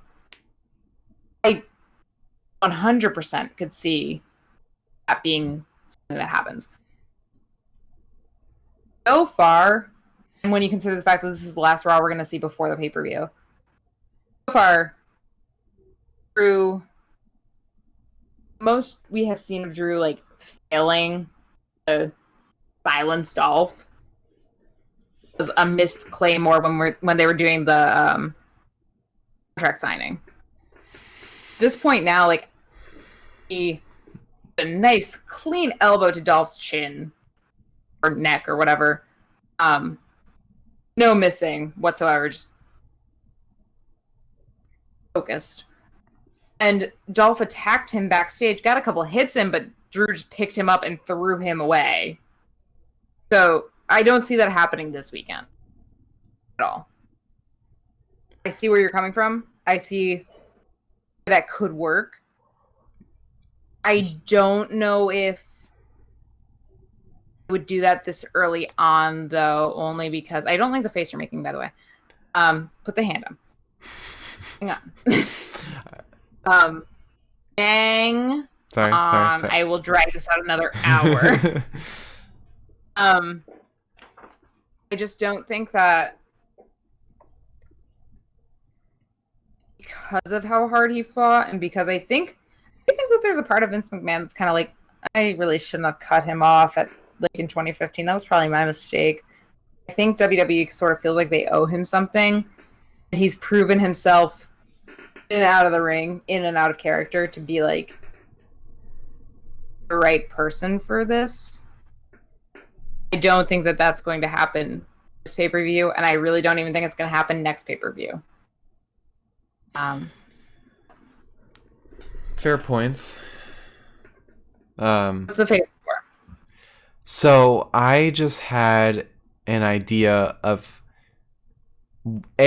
why Dolph has been holding off on giving the stipulation. It's not just so that Drew could prepare for it. It's because it is something that could break him. And since we've been talking about the promo, I've been sort of thinking, like, how could Dolph make a stipulation that's sort of mentally breaking for him? We've seen Heath Slater, who is now a part of Impact Wrestling. No. Heath Slater would not be a part of it because he just went to Impact. They couldn't have him back on WWE. But what if he announces a handicap match where he brings in Jinder Mahal? I just said that Jinder's still broken, and Jinder will not be not broken until like next year, I think.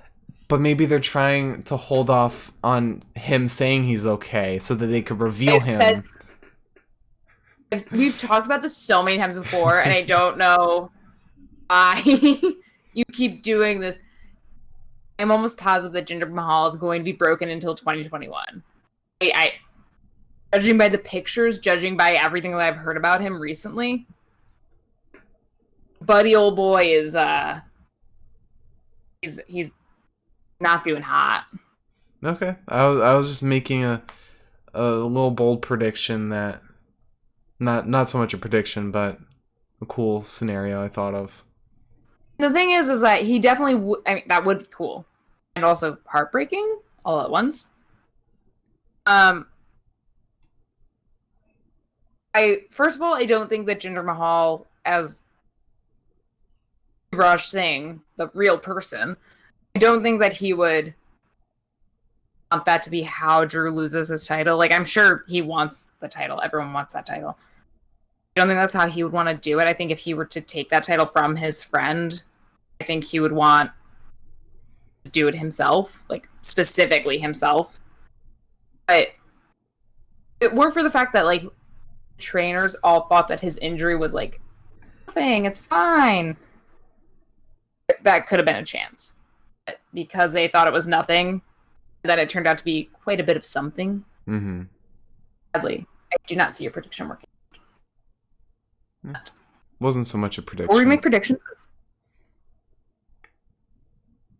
we make predictions about anything, because this is not the time to make those. Fridays. Of the night. Okay.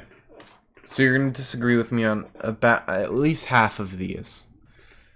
You said that for promo. Yeah, but this time I'm serious. So the first fight, Viking Raiders versus Angel and Andrade. My pick was Ivar, just because he moves so nimbly. He's a very surprising wrestler. The fact that he's so big and can pull off like so many cartwheels into all these great moves. I do subtract some points like for some cheap moves, just like throwing yourself into the corner, stuff like that.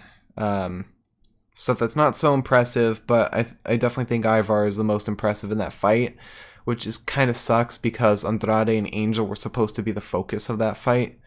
We didn't get to see so much impressive stuff from them. Then Ruby Riott and Bianca versus the Iconics. I mean, who was on display more than Bianca? She was awesome. She was super strong and just everything we wanted from her return. But like I said already, I wish we'd gotten a little bit of that hair whip action. That is her sort of trademark. Even though I don't really believe it could hurt that much. Although I have heard from wrestlers that it does hurt a lot, shockingly. And then Akira Tozawa versus R-Truth featuring Shayna Baszler. No one really fought. And then Murphy versus Alistair. Here's one you're definitely going to disagree with me with. I think Murphy was the best of the fight. We didn't really see Alistair that we are in love with. We saw him pull off a couple moves, but we saw him do the kip up. But Murphy pulled off some great moves. Um, and Murphy lost a tooth for this. I mean, come on. Yeah, and Alistair played DDS and dislodged it from him. I have never been more betrayed in my entire life. But anyways. Oh my god. Look, I don't think we saw either wrestler as impressive as they have been. I just think Murphy, even though he lost, did a little more when he did do something. But moving on to the next fight, Seth Rollins versus Kevin Owens. I mean, Kevin Owens. He was a star in that fight. Like, he had some incredible moves. The stunner was awesome. Did he also do the DDT in that match, or was that somebody else? I think that was Kevin.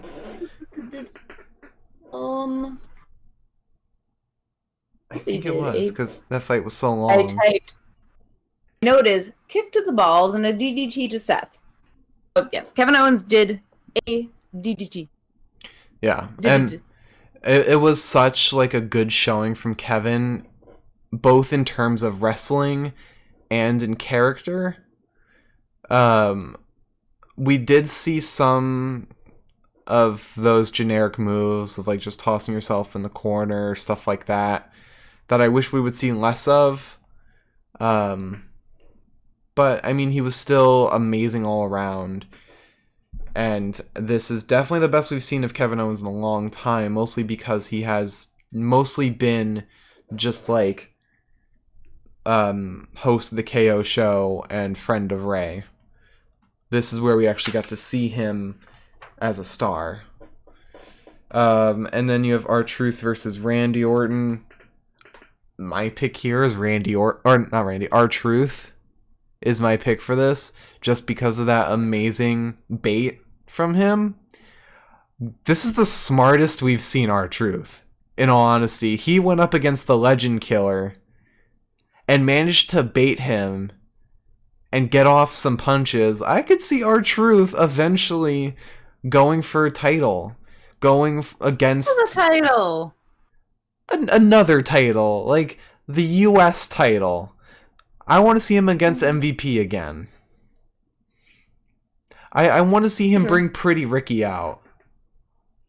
Oh, we haven't seen Pretty Ricky in years. Exactly. I want to see him bring out Pretty Ricky, win a title without the help of Drew. So R-Truth was my pick for that fight.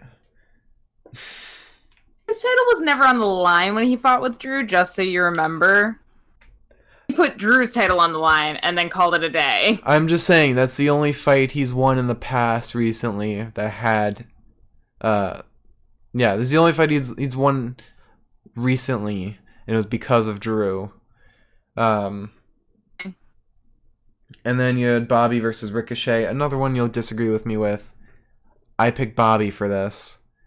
Although Ricochet is a very physically impressive wrestler and very acrobatic, this fight was very much Bobby, more so than just him winning.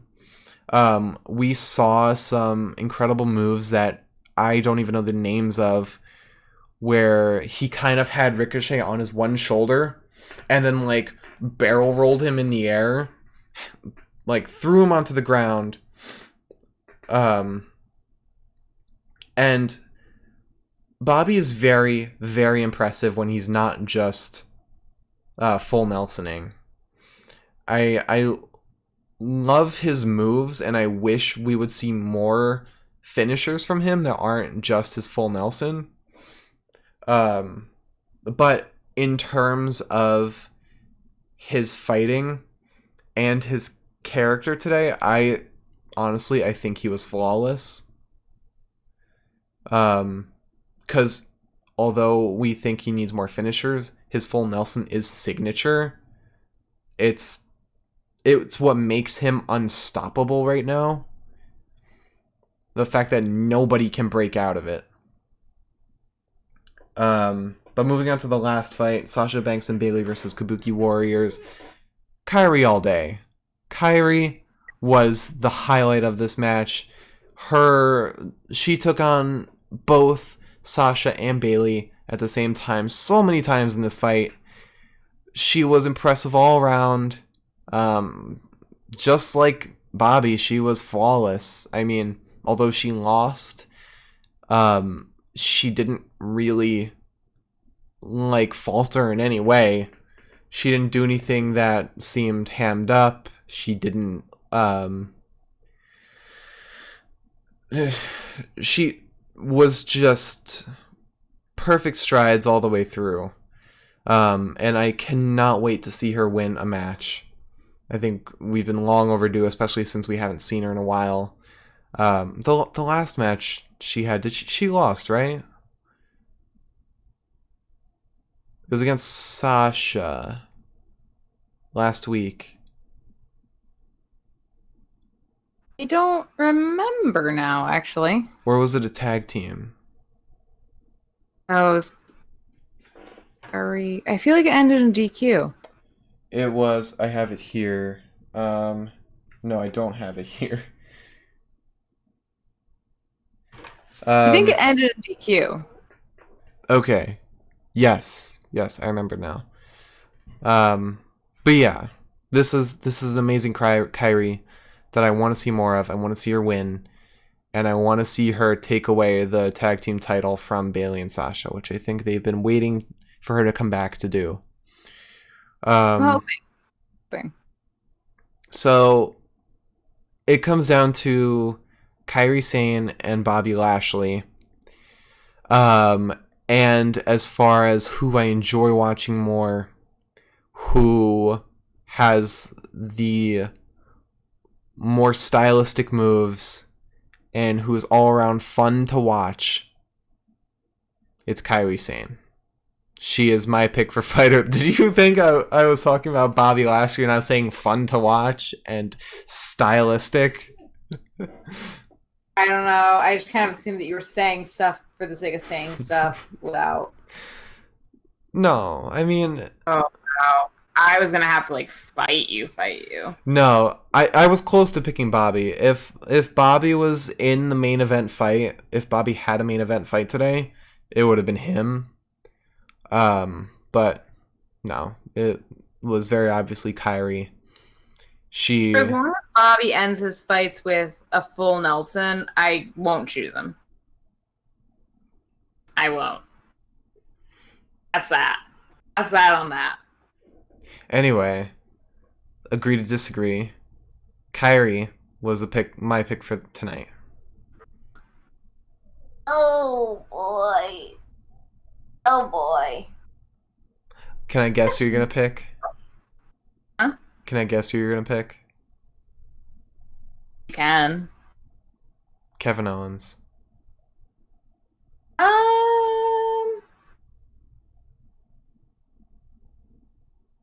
I think it's down to Kevin Owens and Kairi for you. It's a three-way tie. It's Kevin Owens, Alistair, and Kairi. The thing that I've got right now is that picking Alistair for my three-way tie. I think I'm picking him in that because I love watching him. I love watching when he fights. Again, this was another evening of, kind of Seth Rollins, Buddy Murphy versus Rey and his merry band of manly men. Where, once again, I just didn't want it to end. I never want those fights to end, and I don't know why. A lot of fights where it's like, get to the third pin, and I'm like, somebody, stop fighting. Stop, please. I'm tired. I never get that way with these fights. This whole storyline has been just so interesting to me. I just want to know what stupid thing Seth is going to say next. It helps that Seth Rollins is a really good speaker. That being said, I think I'm a little biased to my choosing of Alistair. I won't feel bad for that. He's an amazing fighter, and I love him. He's very fun to watch. He's never been boring. He's just got an athletic ability that I don't think you see very often. style that we don't see very often. That being said, if I were to compare that fight to the Kevin Owens and Seth Rollins fight, it doesn't quite compare. With that being said, Kevin Owens fight, I don't know if Kevin Owens would have actually won without the intimidation tactics of Alistair, Rey, and Dom. So that's when I go to Kyrie, and I have to sit here and say, Can I argue against Alistair for a second? I mean, I haven't chosen Alistair, Kevin, or Kyrie yet, so you want to save your argument until I choose? Well, I know you're not going to pick Kevin Owens because you didn't say a good thing about that fight. Well, I didn't say a good thing about that fight because I just said one thing about that fight. There's a million good things I could say about that fight. But I could also choose who I'm going to choose, and then you won't have to argue with me about anything. Okay. Just seemed like you weren't decisive on it. But anyway. If you let me finish, I would have said that then when you compare the fact that, like, yes, Kevin Owens had an amazing fight tonight, but did have help from others, and while the Kyrie Asuka match versus Bayley and Sasha was tag team, it was tag team as, like, I guess, like, it doesn't mean as much to me when it's a tag team and, like, you get help from others, because it's like and Kyrie was the first person that we saw that was, like, really skillfully able to tackle distraction tactics and the shady stuff that Bayley and Sasha do. So I have to choose Kyrie because she was able to not only take them both on at the same time without being tripped up, she interfered when it looked like their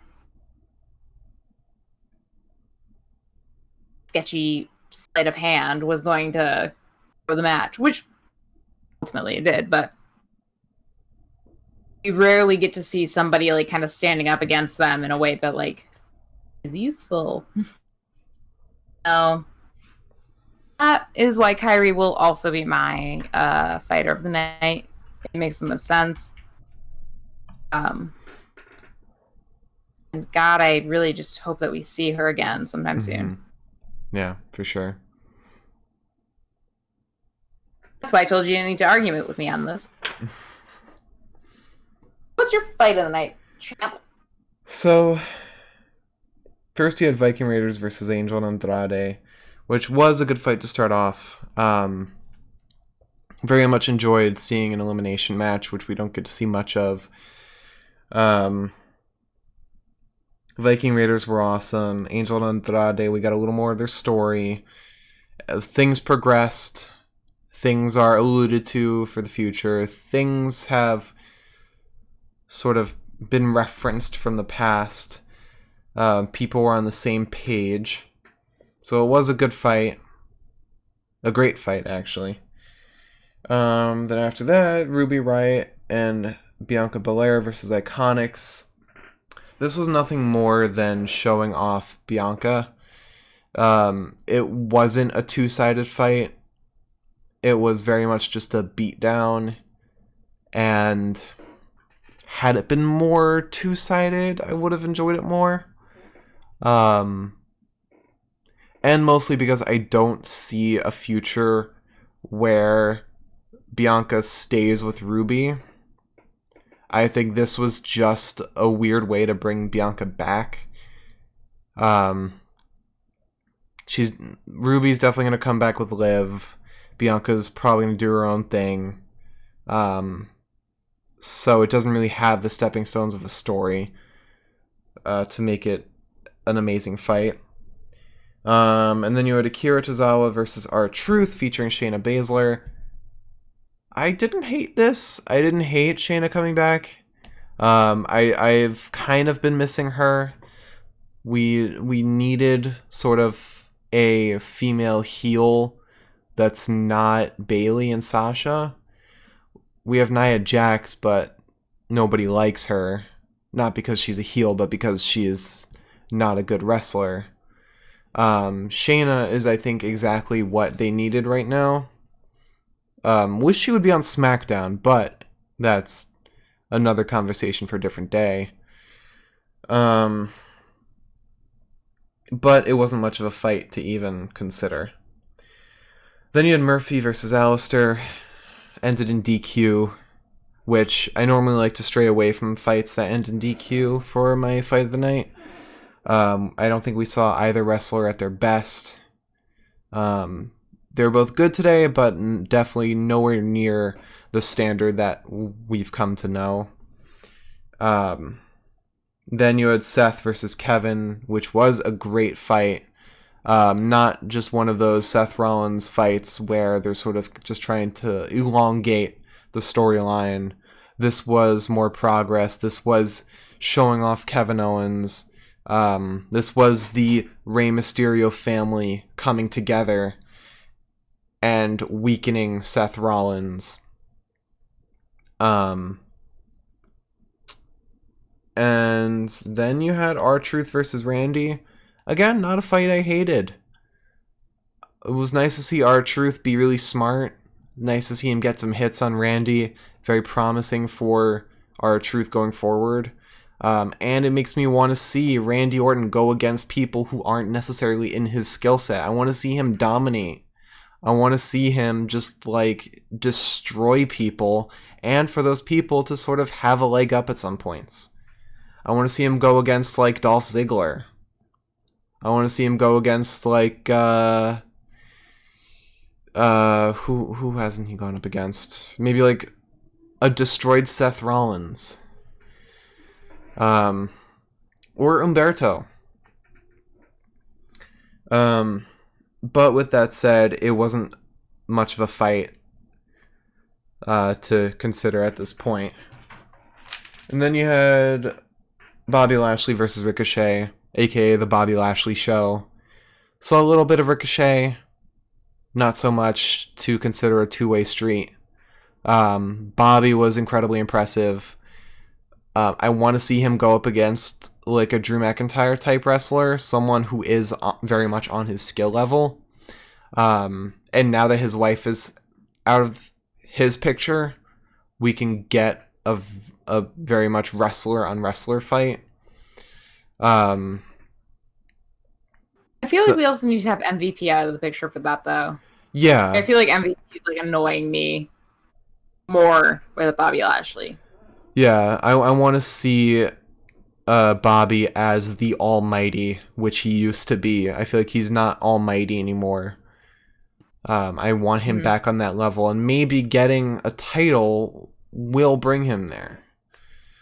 And then you have the women's tag team match, which has been ending the same way every Sasha and Bayley match has ended, with some annoying tag team trickery, which Kairi and Asuka kind of tried to counter. It was a good match. It was a great match, especially for Asuka and Kairi. But nobody was at their peak skill level. We've seen Bayley better. We've seen Sasha immensely better.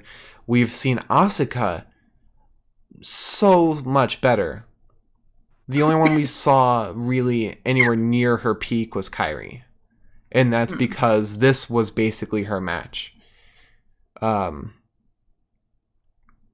So, with all that said, I don't know if you'll agree with me on this. I definitely think the fight of the night is Seth Rollins versus Kevin Owens. Okay, you do agree with me.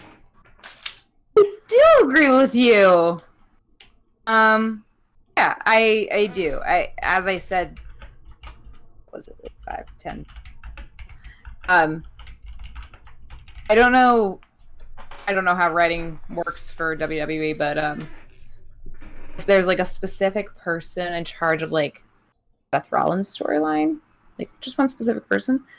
They're doing a great job. Hope they get a raise. There has not been a single time Seth Rollins has come out. Like every Monday, I'm like, oh, well, Seth Rollins is going to deliver a message in the next 5 minutes after this, whatever, commercial break. Who cares? Like, it's going to happen now, Seth. And the fact that they've made the storyline so compelling and all these fights so great without a single title being on the line. Like, I don't know how they do it. I don't know what it is. All I know is that I love watching these fights.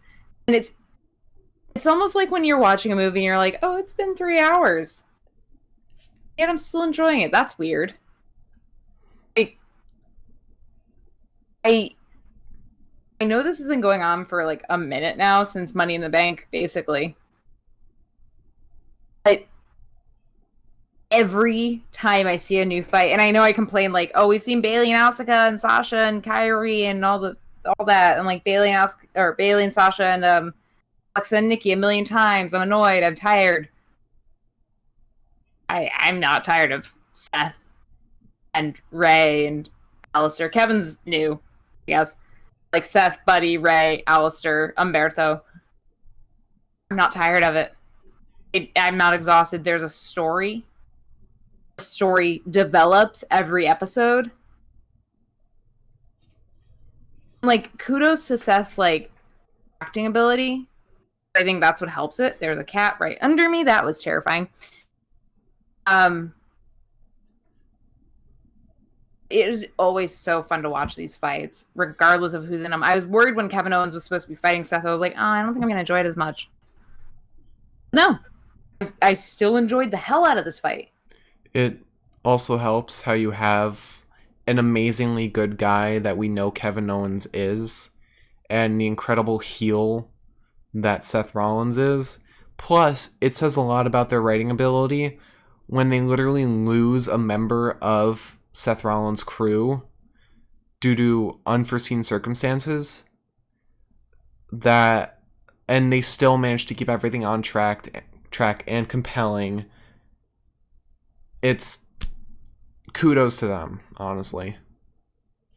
It's the same way that like it kind of contrasts how SmackDown's been going, because SmackDown has been a nightmare. Yeah.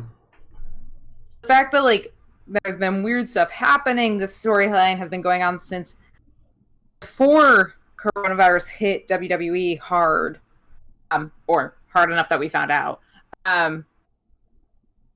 Storyline's been going on since before then, and has still managed to be so compelling, so exciting, so interesting to watch. Like, if somebody sat me down, they were like, you can either have a Drew McIntyre Dolph Ziggler fight tonight, or you can have a Seth Rollins Buddy Murphy Umberto Alistair fight. I'd be like, I'll take that Seth Rollins. Put a little ice cream on top. We're going to sit down. We all know how much I like Drew McIntyre. It's just so interesting to watch. It's so fun to watch. I don't know if Seth's taken acting classes, but I make fun of his acting sometimes because he does off like a theater kid every once in a while. It's just so fun. I'm so excited. I want to know where this goes. Don't really want to see the Extreme Rules match whatsoever, but kind of excited to see where it ends. In regards to Seth's acting, I think one thing that we can give credit to his sort of overacting when it comes to his character, he's playing basically a cult leader. Though those types of people are always very like flamboyant and just sort of like full of ego, that it comes off as like a lot of theater kids would come off, you know? Yeah. I think also to the like point that you made earlier about Alistair and Alistair deserving his own storyline, I definitely think he does. Pardon me. I think he does, and I think I'm hoping that like once maybe like some of the dust settles here, see that. At the very least, you get to see Alistair doing something that he hasn't really always been, obviously, which is a face. Mm-hmm. Alistair's not playing kind of drifter, who knows what he is kind of guy. He's playing a decent dude. Yeah. And it's just, again, I could do a whole podcast on this. It's just such a cohesive combination of people. And people who I hope go off onto like their own storylines at the end of the day between Seth and Buddy and Alistair and Umberto and Kevin Owens and Rey even. I hope that they all have like their own just as compelling storylines. I'm really happy we have this one right now. Me too. Oh. To recap, our promo of the night is the VIP Lounge featuring Dolph Ziggler. Our fight of the night is the Kabuki Warrior, Kairi Sane. And our fight of the night is the Monday Night Messiah, Seth Rollins, versus the KO Canadian himself, Kevin Owens. Yo, baby. He said sorry like a Canadian. And I said, oh. Sorry. Kevin. Sorry. All right. Well, that is our podcast for the night. My cat is drinking some water and walking under my legs again, so she gets her fur stuck to my sweat. Curtain Watch 2020 to wrap up. They're moving? Still moving. Just a little bit. Not quite as bad as before, which is almost kind of... Oh, no, they're you look at them in person, they're very much moving a lot. Look at your tail! Sorry. I may have grabbed the cat's tail. Oh. So, we'll be back. We'll be back, Pete. Don't look at me. We'll be back Wednesday with a new haircut for the boy. The same cat. Different property. XT. This time, there will be commercials. Thank God. Never thought I'd say that. Absolute God.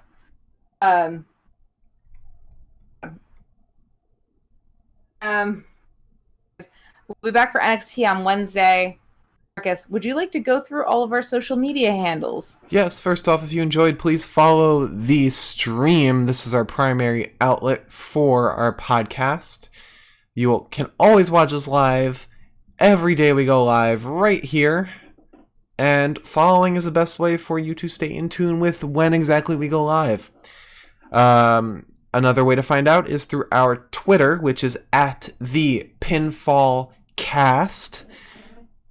There you will see whenever we go live, as I said, and our hot takes for various wrestling news that we don't have time to talk about on the show. We also retweet many wrestling personalities and news outlets that we'll be talking about a lot, especially nowadays when there's a lot of wrestling news. Also, my personal Twitter, which is at the Mark MARC Cameron. I tweet about wrestling stuff, Star Wars stuff, any kind of stuff, movie stuff, anything. And Liz's Twitter at Eliza Elaine 23. There she tweets about star signs and wrestling and cooking sometimes. Everything. I have personal grievances that I'll talk about sometimes. I actually don't tweet about wrestling too much on my main account because my friends don't care about it as much as I do.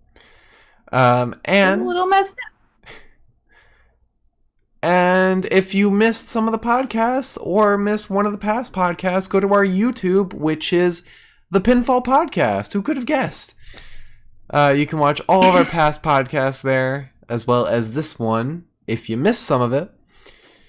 And lastly, follow my Twitch. We are working on a very special project there, which will be sort of a combination of wrestling and Pokemon. Liz is working on it. I'm working on it. We've got a bunch of people a part of this sort of group effort. So please go check it out. It is twitch.com/Mark Cameron, MARC Cameron. So far, things are going awesome, and we've got a lot in store for you. I'm the Triple H of it. Yeah, not the Vince McMahon, the Triple H. I'm Triple H. I only do good brands here. All right, like I said, follow this Twitch if you enjoyed, and we will see you all on Wednesday for NXT. Fingers crossed that we see Finn Balor for the first time in 5 years. We probably will. I don't know about that. Adios.